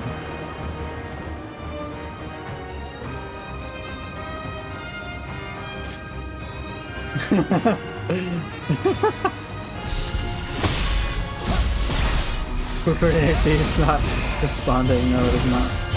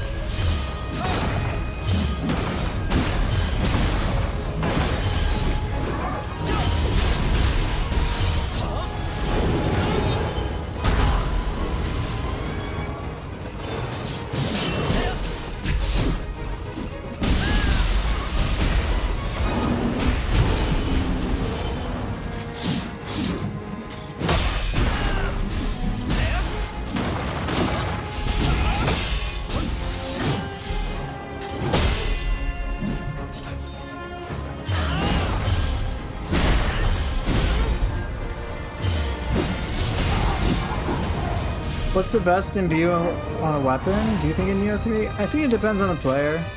For me, I think having wind would be silly because enemies will just lose all their ki. For others, slowing down an enemy with lightning would be more valuable.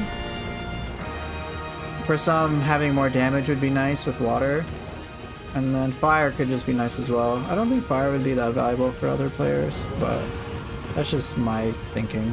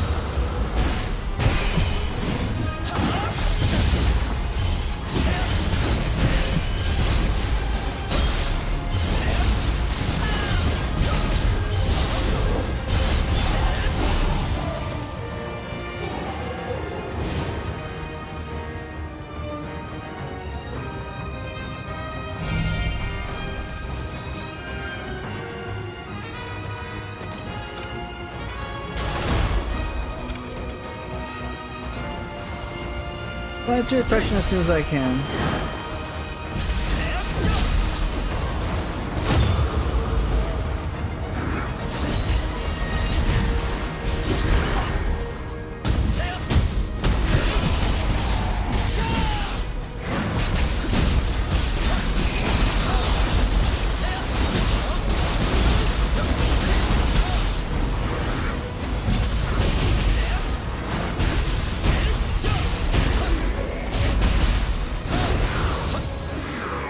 It's not so much a build as much as just like 2-3 stats put together.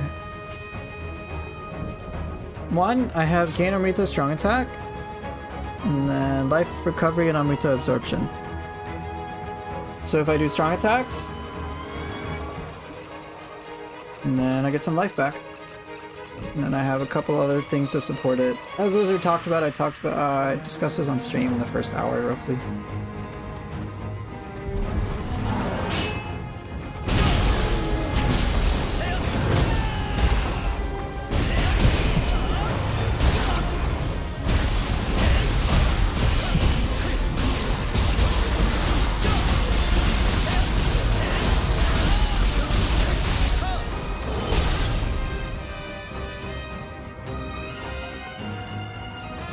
Yeah, totally.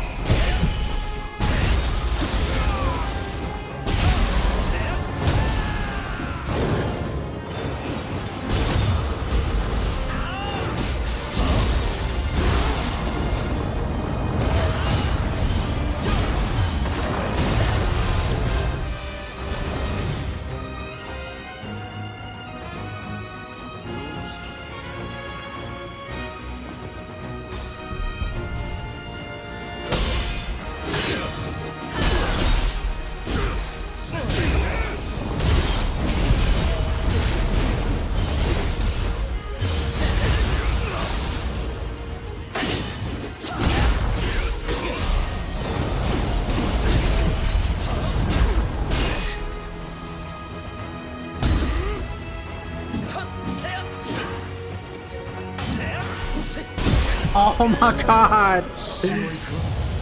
Oh! Ah. Dang, that sucks. Oh well.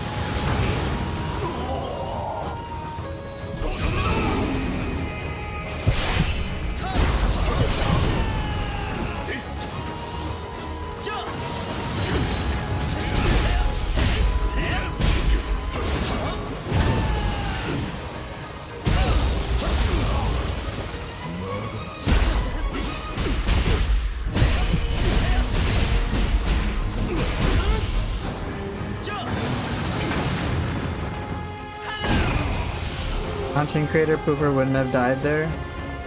Yeah, maybe not.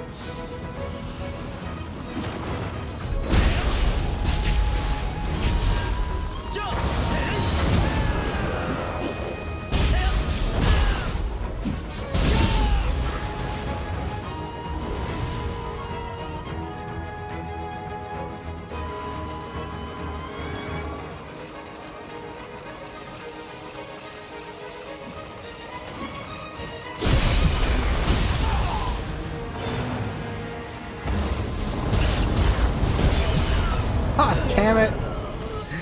Ah, come on! This guy's my new arch nemesis for today. How often do I get Yasakanis from this mission? I haven't really gotten any.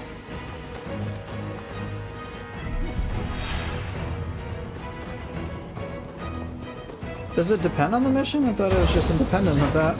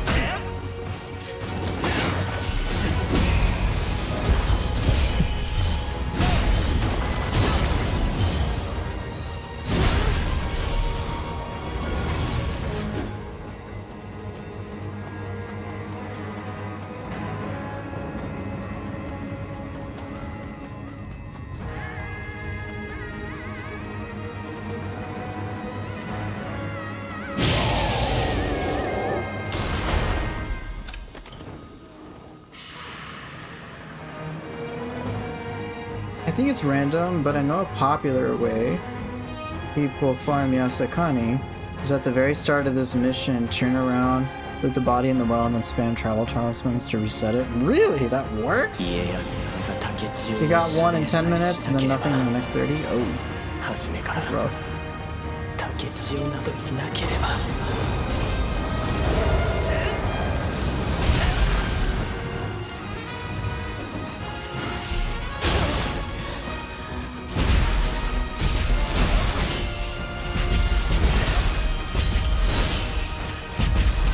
So cool, you can catch it in the air.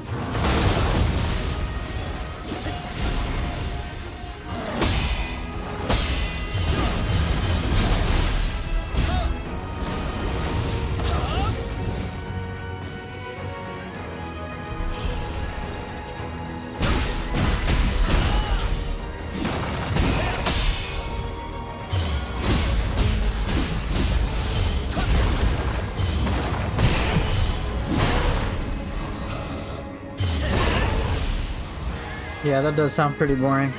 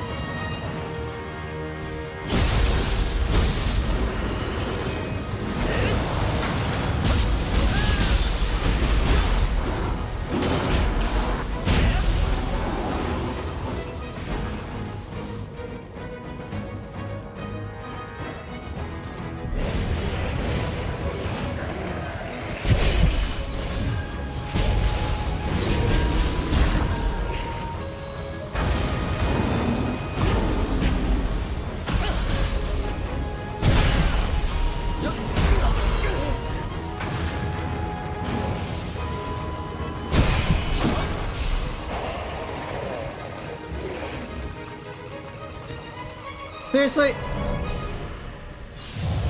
Oh, whatever. I'm just gonna go to the top now.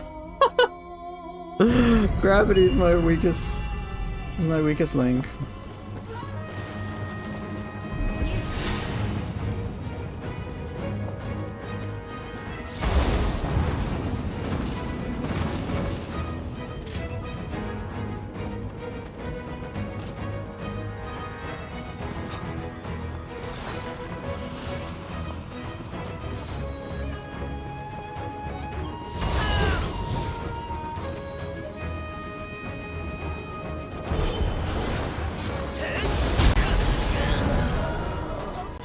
Now I just lost everything I had. That jailer only has killed me like that before. That's rough.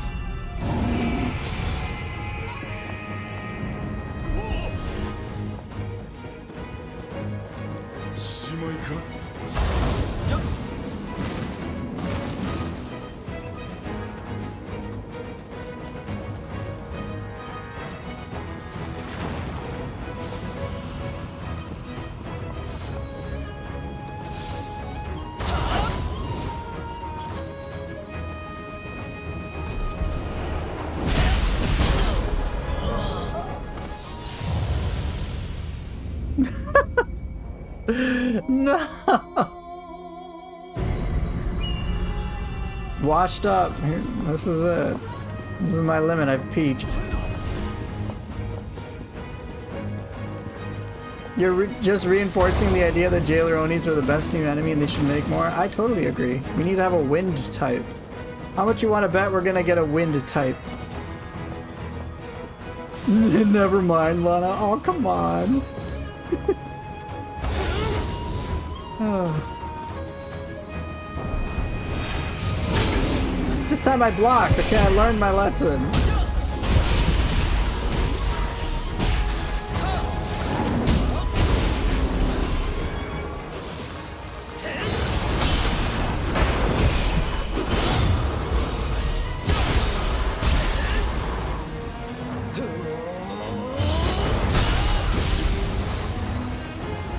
See, I'm a good enough player. I got this.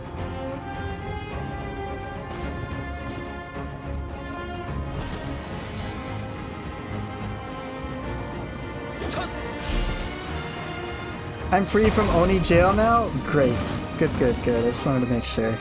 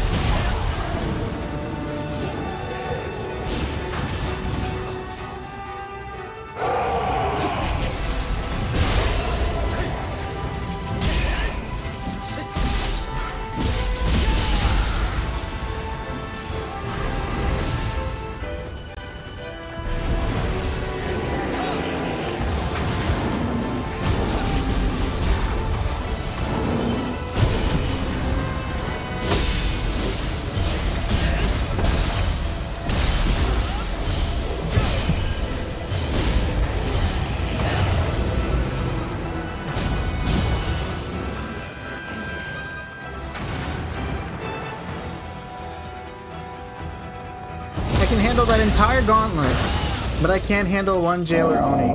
Sounds about right.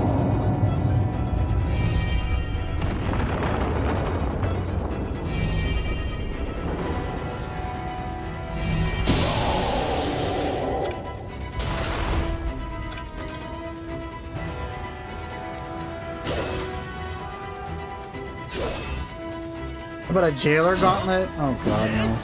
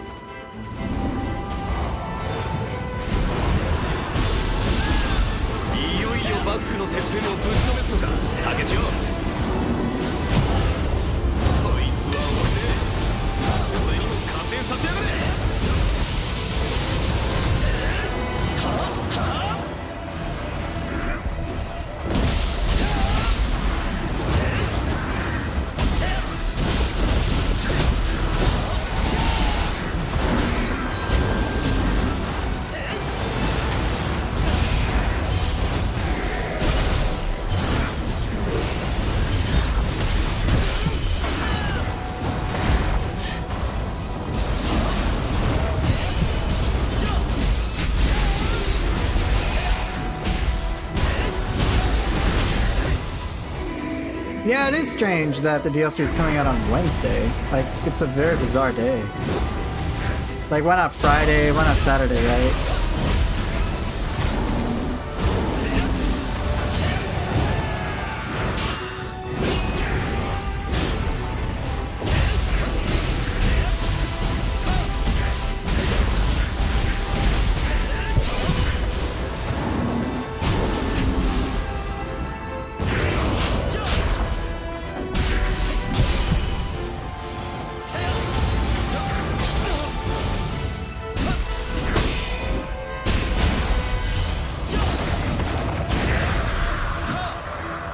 At least August, every day is Friday for most. Or wait, maybe they want it for... They're doing that for people who go to school. I don't know.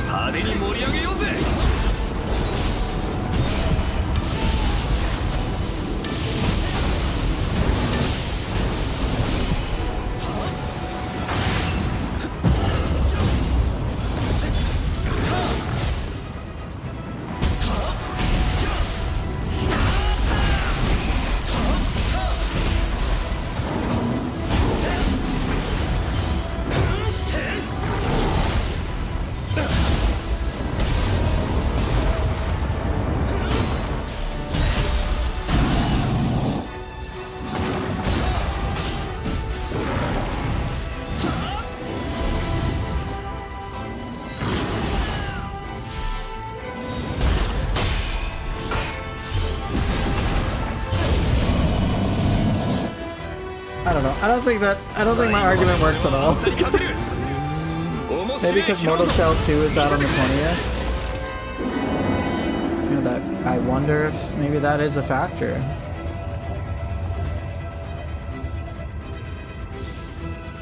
Well, I can go backwards if I want. Not that I will, but I could.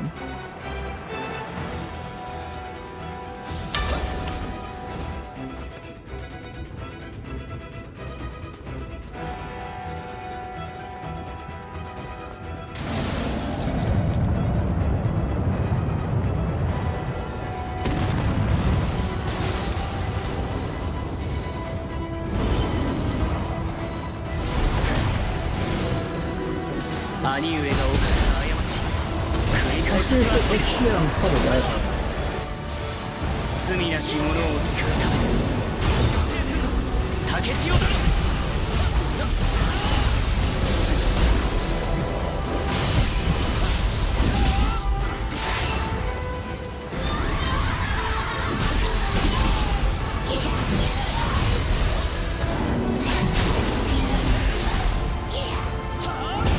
Oh shit, no! Oh, brutal.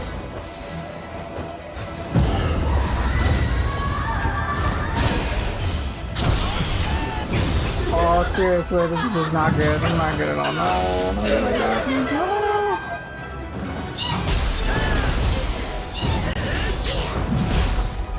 No problem.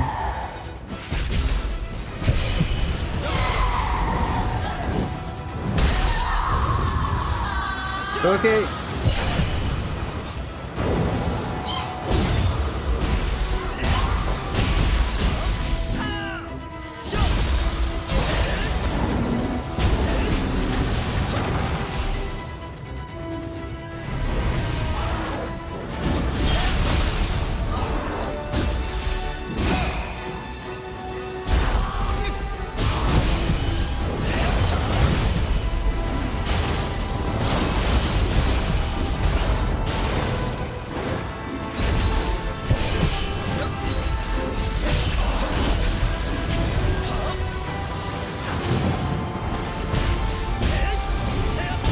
Devastation really hurts.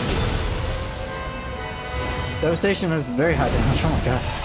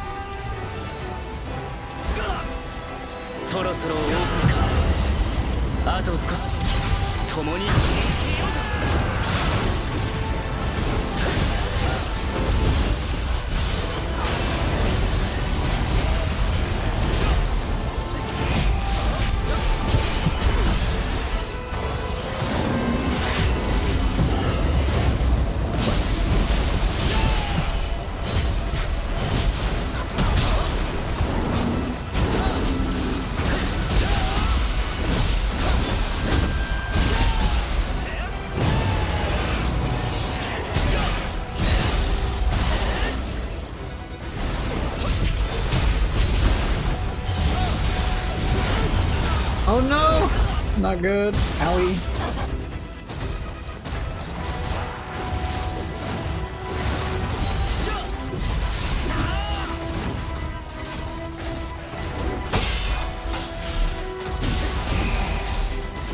What you doing? What you doing?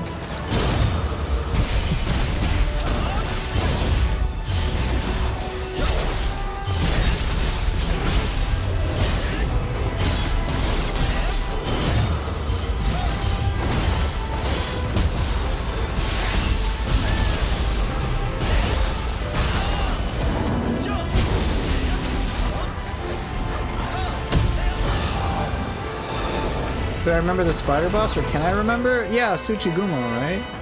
That guy was really tough. If he gets hits on you, you can die really quick.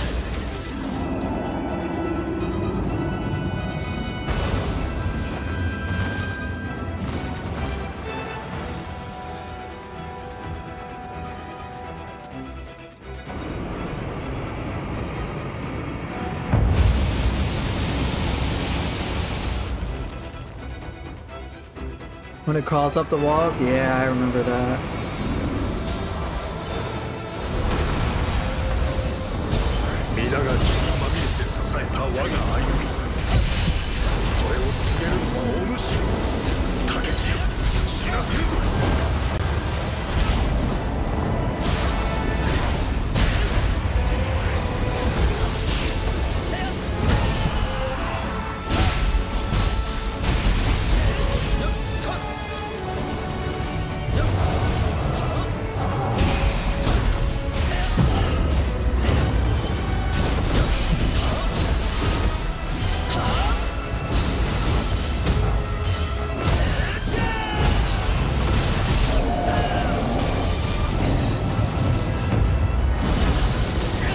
What? Oh no! Ah. That sucked.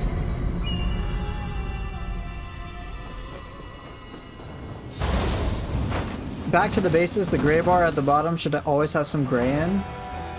Gray in it? What? I didn't know that. Lana, like, oh my gosh, that's a really good tip, thank you. So does that mean, let me see if I can connect the dots. Does that mean I should keep my health above 0, HP above 0? Is that pretty smart?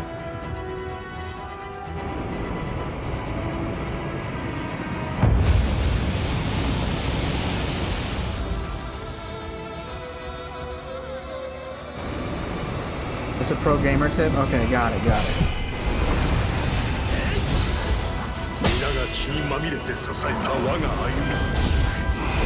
れを告げるのはお主。竹千代、知らぬ。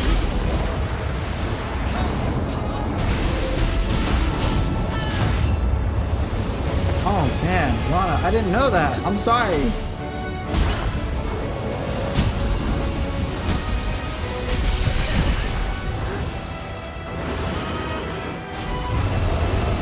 Italy. What? Fucking wheel monk. Oh.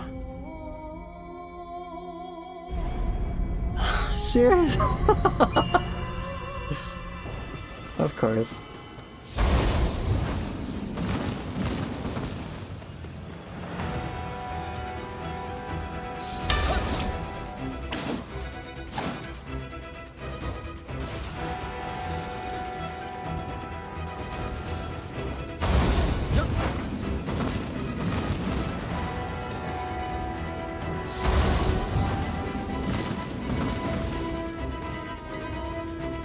Oh, thank you, Lana. Yeah, I could use some guides. That'd be really nice.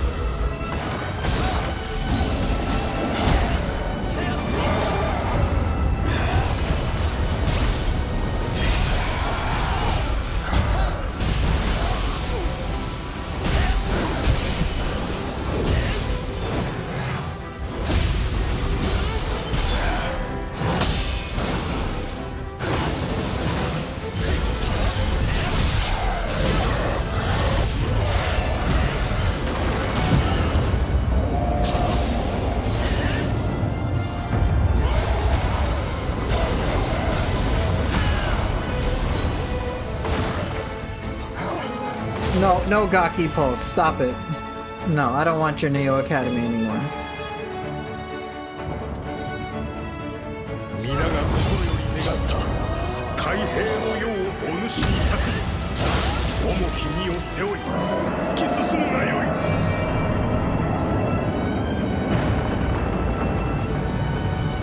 Well, you're being mean to me. 巡り合った人々の思いは全てあなたの力に。キルコとの決戦あなたに託します。 All right, Hiriko time. No, no Gaki chef. 我らの因縁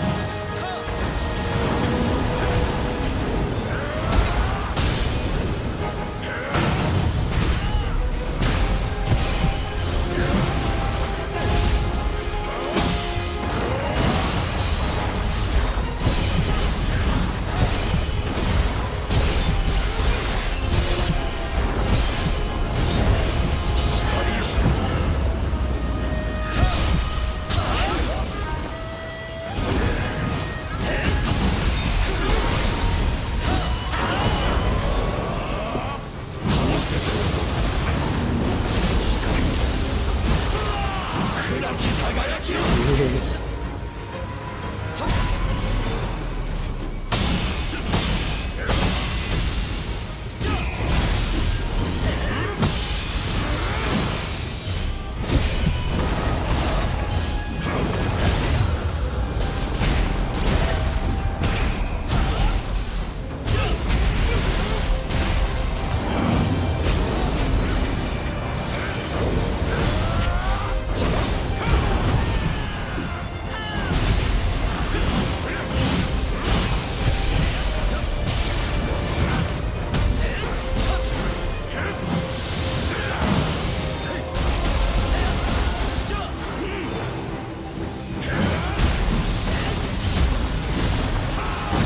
Damn. No, stop it. No Gaki, no, just no. No. No Gaki shaped, I can't even speak. Gaki shaped chicken nuggets, no Gaki happy meal, stop.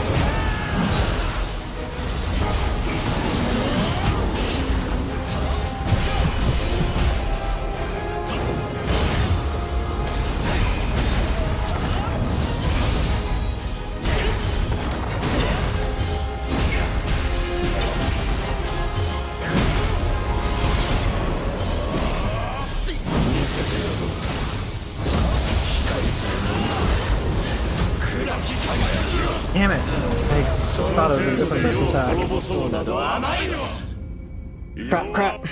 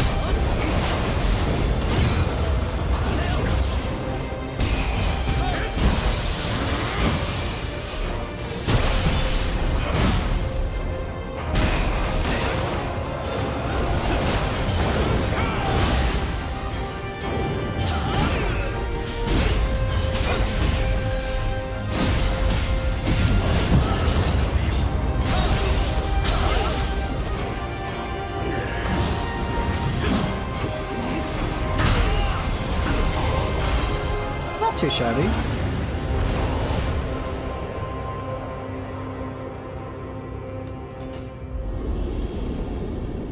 Kiriko has now become like a common boss for me in terms of overall brain stress. I practice him a lot. So because I kind of know what to expect, it's also a lot easier for me to experiment. He's too good at the game now, thanks to my tip. Lana, you're right. Once I paid attention to the gray bar at the bottom, it like made all the difference. Holy shit. I never knew. I never knew.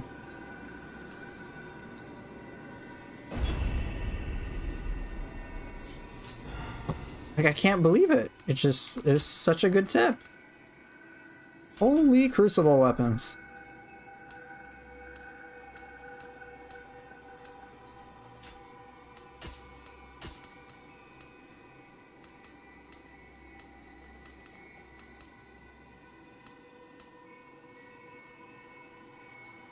He turned his gray bar into blue bar in one. Yeah, see, that's what I did. That's exactly what I did. I realized just turn it blue and I don't have to worry about it being gray.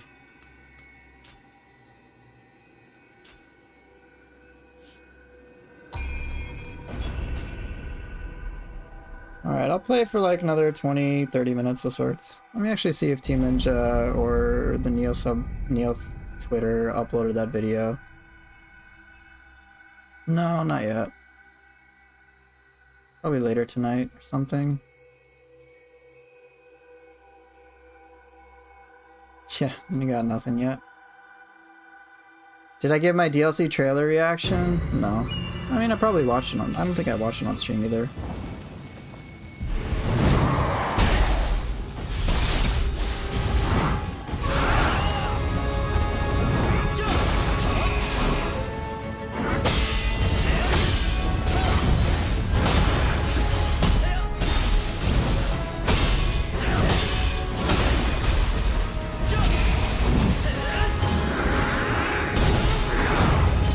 Watch it on stream with us and give us some words.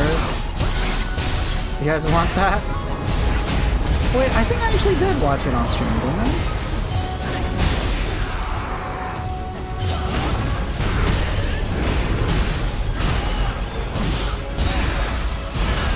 I think I did. And then I like slowed it down.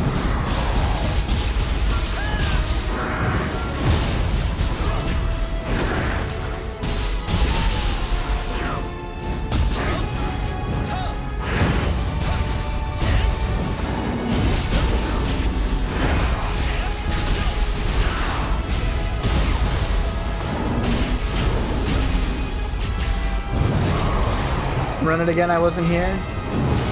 Okay, I can do that for you. I'll do that before I stop. I'll do that soon.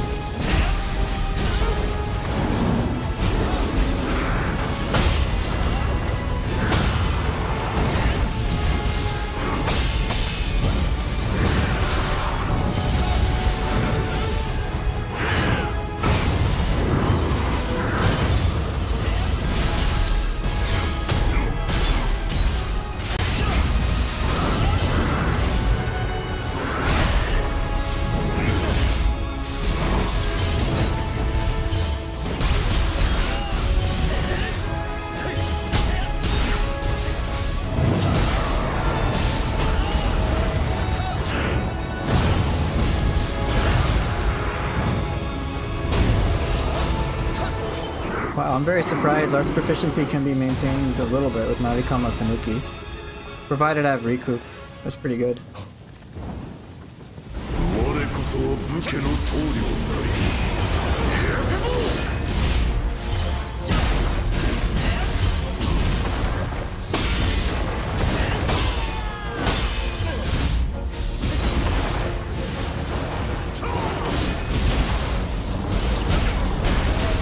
I haven't seen the Neo 3 speedrun. Who did it?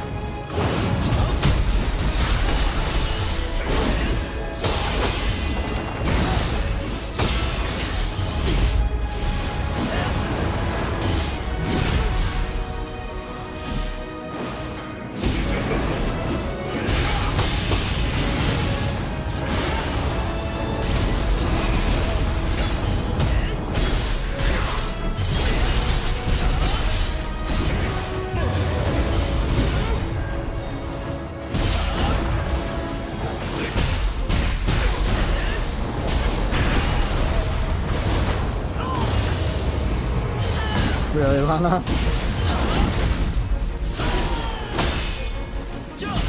Cool.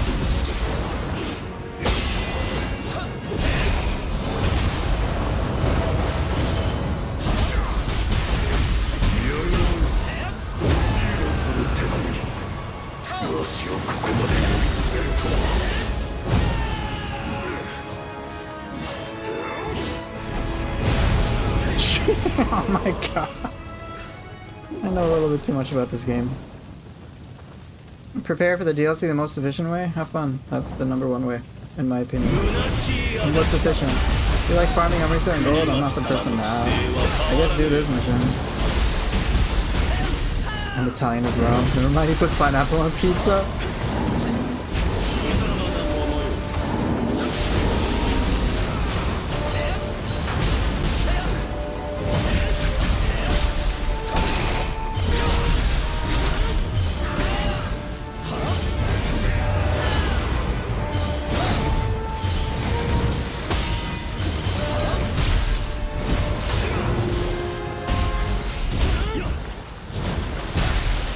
I don't know, Pretty, I'm sorry.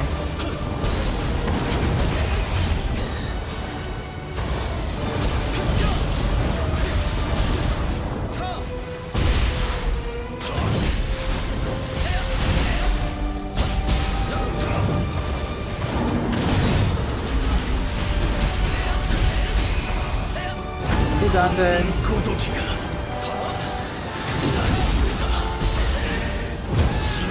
血を引くこの私が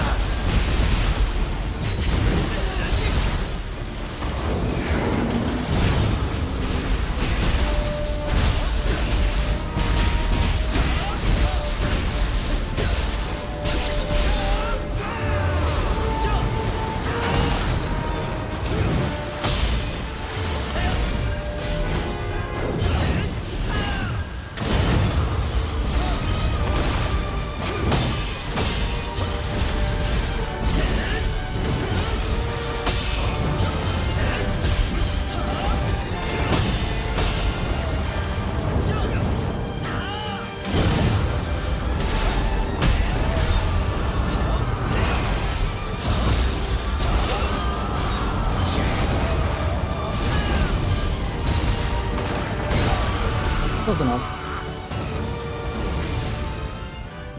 Man, I've gotten so much better with all these bosses, which is good. 暗き輝きの力思い知るがいい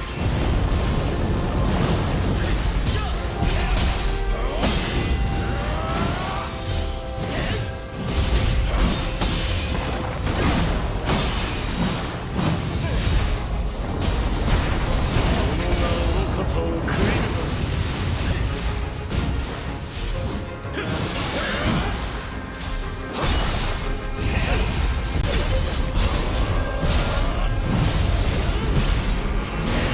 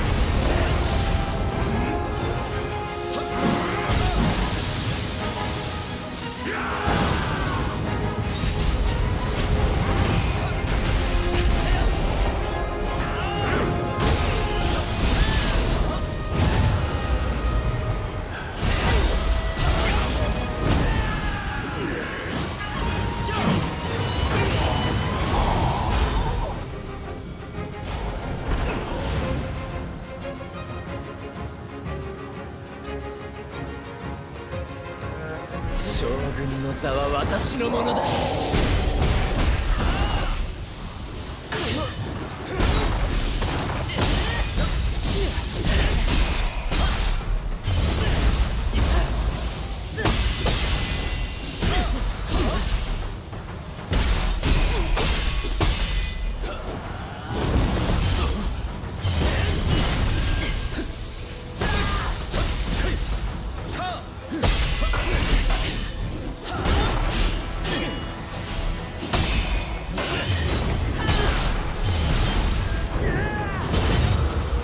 貴様、本当にあの竹千代か。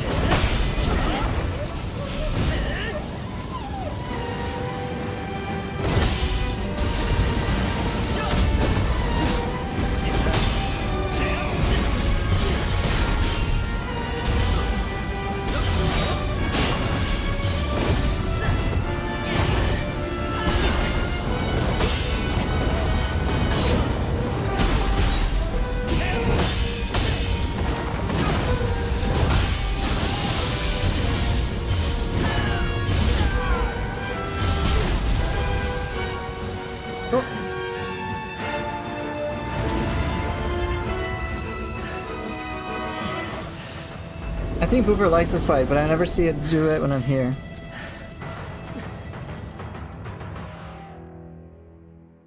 There are a couple of things I was able to do that I'm not able to showcase. I wasn't able to showcase on Wednesday.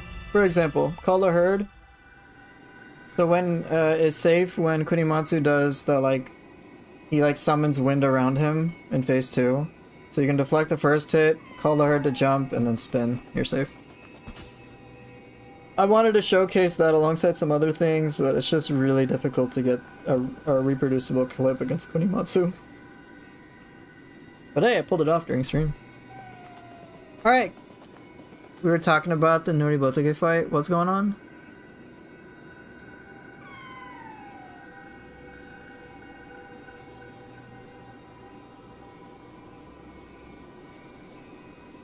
You like Noribotake fight anyway? I do. I actually enjoy it quite a lot. Alright, Gunstar Hero, you still here? Super Saiyan, good to see ya. So, Crudy, you were asking me how excited was I when I found out it's coming out earlier? Oh my gosh, it was great. To hear that it's coming out a month sooner? Hell yeah. He has a slow motion issue with this fight on PS5 for some reason. I mean, I'm not the guy to ask to troubleshoot, unfortunately. I'm playing on PS5 base and on performance mode. I haven't had any issue with Noribotake's fight. So I don't know. Might have to troubleshoot your PS5. You can try to, of course, troubleshoot the game. But I'm not qualified to comment on that. I have no idea. Alright, so Gunstar Hero, you wanted me to talk about the trailer, so I'll get that out in a moment. Yes, DLC react time. Let me get rid of some of my equipment, and then I'll be good to go.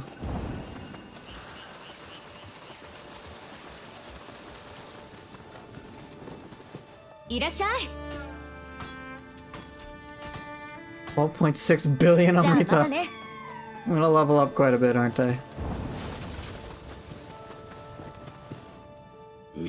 Best React streamer on the market? Okay. Poofer exclusive. Oh, look at that. I'm a troop commander now.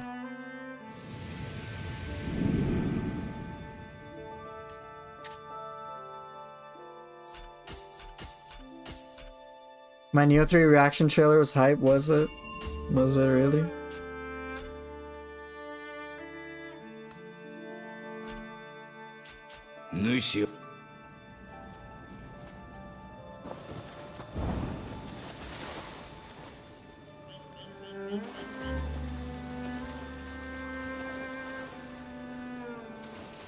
Okay.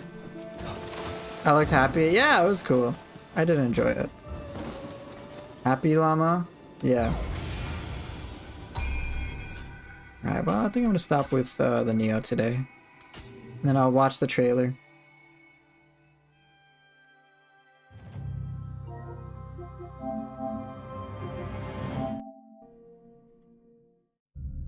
Alright, let me get the DLC trailer out.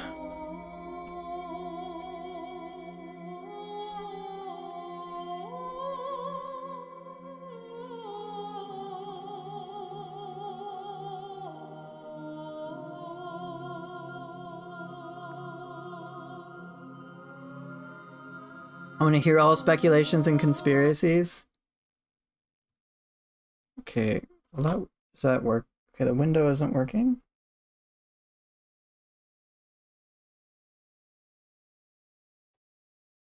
Oh, let's display capture.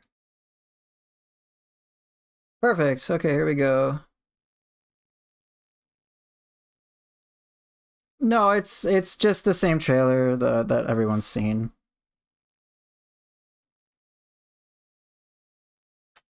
Rip capture card? No, capture card's fine. I just need to get a little things fixed. There we go. Okay. Hold on. I need to turn my PlayStation 5 off.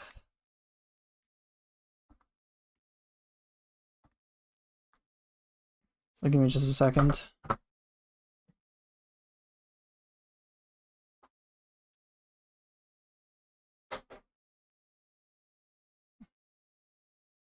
Okay, good. Don't forget to analyze each and every frame. Yeah, sure. I'll go for it. Okay, let me put the desktop audio there. Okay, it should be working now. Here we go.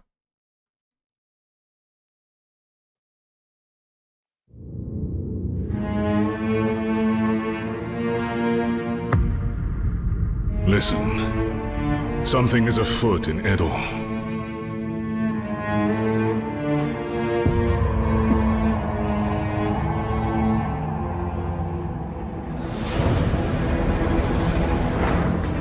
It's like the shortest trailer ever. Was destroyed. That should become a meme. That's it. That's all they showed for like the trailer.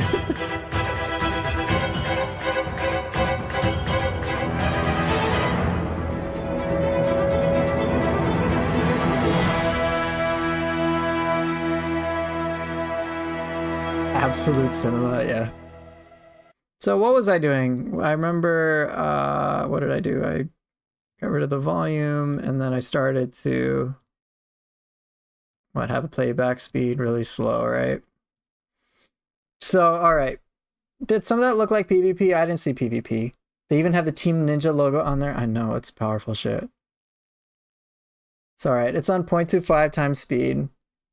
So I'm curious why as the main character goes to 1653 in the first place.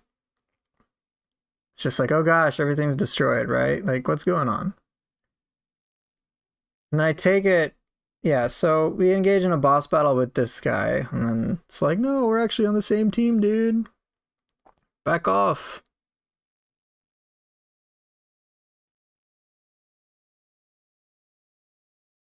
He's like, nah, I don't know, I don't trust you, I'm gonna fight you. And this looks like a different scene altogether. Oh, hold on. So I guess we get his cat guardian spirit. I totally support having more kitty guardian spirits. That is the correct move. And it looks like this is what? Death Veil over here? Yeah, so we have like Death Veil over here. That's my guess. Because there's got like a big skeleton, so maybe we're in the Crucible or something. I don't know. Cute cat better than Nekomata? I don't know about that, man. Nekomata's the OG. So I guess we're confused about the Crucible. What's going on? I don't know. Now here's the Ninja Hoko and Shield, right? You can chuck the entire thing. You can go full Captain America. I'm like, hell yeah. That's pretty cool. Looks like they're advertising this this armor get up. Looks pretty fun. We're fighting I did not expect the Spanish Inquisition. I'll just say that. Looks like we're in the Wind Crucible, or at least in the Wind area. I'm guessing that, yeah, the whole area is wind-based. That's so awesome. That might be the grapple. This is the Samurai Hoko and Shield. And it looks like I'm guessing it's a deflect mechanic. Oof. Could Maria be there? Possibly. I don't know. The least used enemy in Neo 3, the Jailer Oni, makes a reappearance, so that's good. I don't know if this one has the curse on it, or if it's a new type, or a bit of both. What's nice is we get the revolver as well. So, yes, we get the revolver. It looks like it's for ninja style. And we can shoot it. Bonk. Look at that. Look at that. Boom, boom. We'll watch that all over again. So, you know how people wanted to be Takashi Shinsaku and be like, yo, why can't we use a gun? Well, yeah. We now can. We can use a gun. For our neutral special, we wield a gun. So that should be fun. I'm wondering if it'll replace any of my ninjutsu. Looks exactly like the Rise of the Ronin revolver animation. No, I don't know because I don't remember the Ronin animation, but it reminds me of Takashi's revolver where he has to like boom, boom, boom, boom. And I think we get to do that too. So it should be fun. I mean, I'm definitely going to try this out because this seems a lot of fun. And then I guess this might relate to what's going on. I guess this is like we had Murakumo for the base game. Maybe this whatever thing looks like Cerberus relates to the DLCs. I wonder, is there like a Japanese Cerberus or is it just this? I don't know. I'm curious, but it's you, Triggy? Oh, I didn't know that. Okay, so it's Triggy. Triggy's confirmed. Okay, Triggy is officially this yokai. I did not realize it was a 3-headed dog. Good to know. So from what I know, the DLC, I guess, conspiracy spans both. So DLC 1 and 2 will be related. It's not like distinct things. I remember in Neo 2, DLC 1, 2, and 3, they all kind of build up to 3 in some way, but for the most part, the historical things feel a little disjointed. But we'll see how things play out in Neo 3. And then I'm wondering if this guy has a rapier. I'm wondering if it's a new boss to fight. I'm guessing it is. Another boss who becomes our companion. So name's Rodrigo, I guess is an ally. Apparently. But yeah, it should be cool. Hopefully we get this guy's drip. I mean, come on. I'm going around. That would be pretty cool. Is it possible rapier could be a new weapon? Maybe. I don't know. I don't know how they'd make that distinct. But hey, this is, if Team Ninja has a vision, then by all means, go for it. By all means, please. So really are moving closer to the modern era in the DLC? Potentially. But we also already gone further in time with the Bakumatsu era. We went into the 1800s. Here we're going to the 1650s. Just right after the main character's, I guess, natural death. And the Crucenite makes a reappearance. So, I don't know. I think this is going to take place, this is taking place in the 1650s in the Heian era. And then I think the DLC 2 will deal with antiquity, but I'm not certain. I'm hoping we get to fight him, and maybe it's a tease for a future weapon. Who knows? But yeah, interesting, a rapier. Or it could just be, it's like just, hey, this boss just uniquely has this. Kind of like how Takeda Shingen is human form. He has like a Naginata Odachi like hybrid or some shit like that. He does a lot of unique moves. Could be in the same spirit.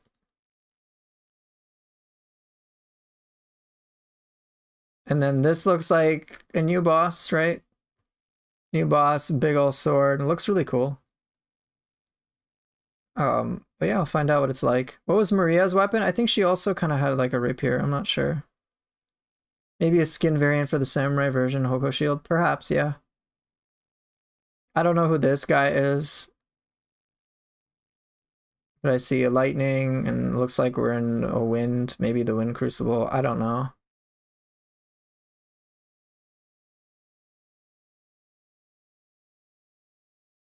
Yeah, maybe yokai formed the previous guy. It's possible. And then we just have our character. Looks like we got a new outfit of sorts here. And this looks like the main map, right? It looks like we're exploring Edo quite a bit. And with all the green, you know, it's obviously the Crucible. Right, we also have the flying dragon in the background as well. So that will be something to encounter. I see cherry blossoms. Oh, so where my camera is, I see like cherry blossoms. It looks like there's a wind tornado here, wind tornado there. I'm guessing in order to go into the main Crucible, you have to clear all these tornadoes, and who knows. But it should be fun. I see like an area in the distance here. I don't know how big this is, but I remember I anticipate it'll be a lot bigger than this shot suggests. Because when I did the Warring States map, and I think when we all did the Warring States map, and it pans like the opening Neo 3, it's, you know, you don't really see that much from the opening shot, but what ends up happening is there's just so much to explore. Can we fly up in the wind tornado and then glide around the map? Who knows? Who knows? It could be possible, like crazy traversal or some shit. I don't know what to expect. So yeah, this some interesting environments. It looks like there's some water over here. I don't know what to expect though, or how it's gonna work. Did I play Ghost of Yote or Tsushima? I played Tsushima a little bit, I got bored. Gliding like in Ronin would be fun, even a grapple. Yeah, it could be interesting. Who knows what they'll do. Don't know how big this region is gonna be, but we'll find out. And then I think that's pretty much it, right? And then yeah, they got the green for the wind. And then if I'm to become a bit of a nerd, there's an enemy over here. It looks like a yokai. It looks different from the yokai in the photo or in that earlier shot. It looks like he also has the Hoko and shield of sorts, so I'm very curious. Wonder why this guy has the eye patch in the first place. Like, what's going on? Doesn't that look like Date Masamune's eye patch? Right? Like that's what I'm thinking of. Yeah, it comes out next Wednesday. Then you got the 2 DLC names, and yeah, so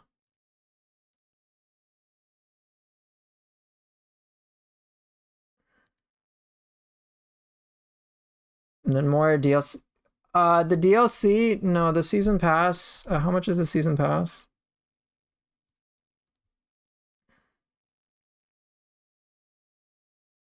$5,500 I think it's like 20. It's the season pass. I think it's $40. It's if you bought the deluxe edition, it's already included. I have the deluxe edition, so I don't need to buy the season pass. I already have it. But this is just like if you bought the game, base game, and then didn't buy the season pass, well then now you can. So so Gunstar, do you think it's a new region or just as Crucible? I think it's a whole new region. A whole new region. So here's that boss that I was kind of referencing a bit before. Right. There's quite a lot of images. Kind of showcase them already. Right, so what do we got? take a look at all the screenshots we have. So we have this one, that big opening one, which is cool. Yeah, now it's pretty clear there's like water around here. Yeah, there's like cherry blossoms in the distance over here. No, both DLCs do not come the same day. It's just DLC 1. DLC 2 don't have any information besides it'll come out by the end of February. But based on them releasing this before the end of September, DLC 1 was originally planned for the end of September, or by the end of September. They were releasing it well over a month in advance, which is great. So hopefully, that'll release before 2027, DLC 2 that is. So DLC next Wednesday, but do you know what comes out this Wednesday? Yeah, my 500 hours video is coming out this Wednesday, 1 week in advance. So, all right, more speculation. It looks like whatever this Crucenite Spanish like Death Veil shit might be artificially created by, I don't know, the Spanish Inquisition. I got no idea, bro. Yeah, it looks like some water area, a part of this map. Don't know what spans from in between what we see here to all the way there. Here's another part of the map. Very, very different color altogether. This just looks more like a war-torn Edo area. I wonder if we can explore here. I imagine we'll be able to. Because Neo 3's environments are pretty packed. So I'm quite surprised when they're able to allow that. Probably like Chichiko and things and so on. But yeah, this is a very different environment for the map, so it should be neat.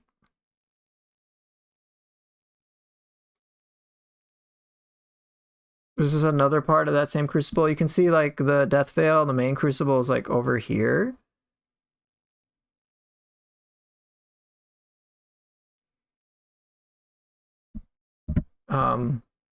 Yeah, like an interesting little locale to explore. It looks like we got some cannons, an enemy of some sort, so who knows? This is a very different area. I'm guessing the Crucible, this looks like the leading up. This looks like inside the Crucible itself. I wonder what these flags over here, who they represent. But yeah, we've got a lot of these, so I don't really understand what's going on per se, but looks pretty cool. And then of course the Spanish Inquisition. Don't know what their deal is. So who knows? Then we got the samurai. It looks like Koko and Shield. Looks fun. Looks like we got a new enemy. I mean, don't know what to expect. This looks like one of those other bosses, those open field bosses, brand new. As Chicken Burrito has said before, I think he needs some Visine.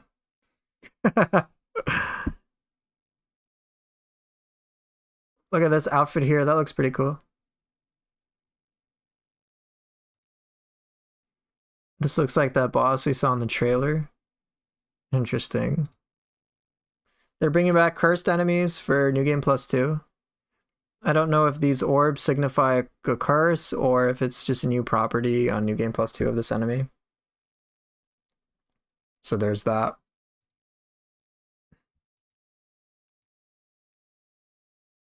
So yeah, what have they put here? The new weapons, new enemies, obviously new yokai, new soul cores.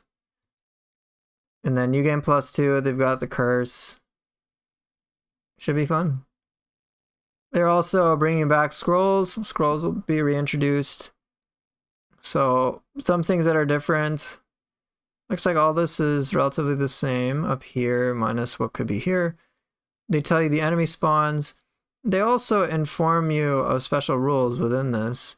And there's multiple, it's not just one. And then on top of that, terrain effects do take into place, so that's kind of interesting too. Now another thing is that some of these scrolls are crazy. For example, it looks like we have a double boss fight. The player character against Honda Tadakatsu and Takatsuki Shinsaku at the same time. So yeah, double hyper armor bosses, yay! So that's pretty cool. And then they vaguely just say a bunch of new things. New spirits, new skills, new martial arts, ninjutsu, magic, graces, and more. I'm like, dude, I want to know this. We want to know what new martial arts will come out. Who knows? Ibaraki and Shuten Doji, let's go. I mean, theoretically, they could do that. They could bring back some of those bosses and just, like, ship them in a scroll if they really wanted to. But there's a lot. There's a lot of stuff. And it comes out on the 19th, just, like, 10 days away.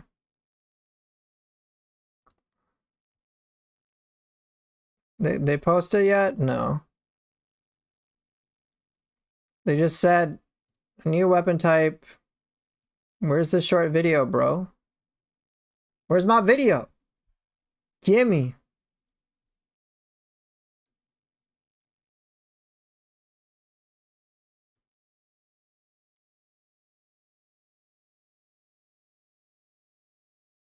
But yeah, that's pretty much it, guys.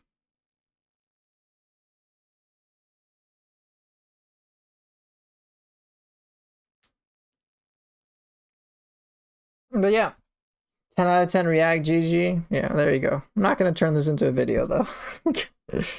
I'll turn the build thing into a video.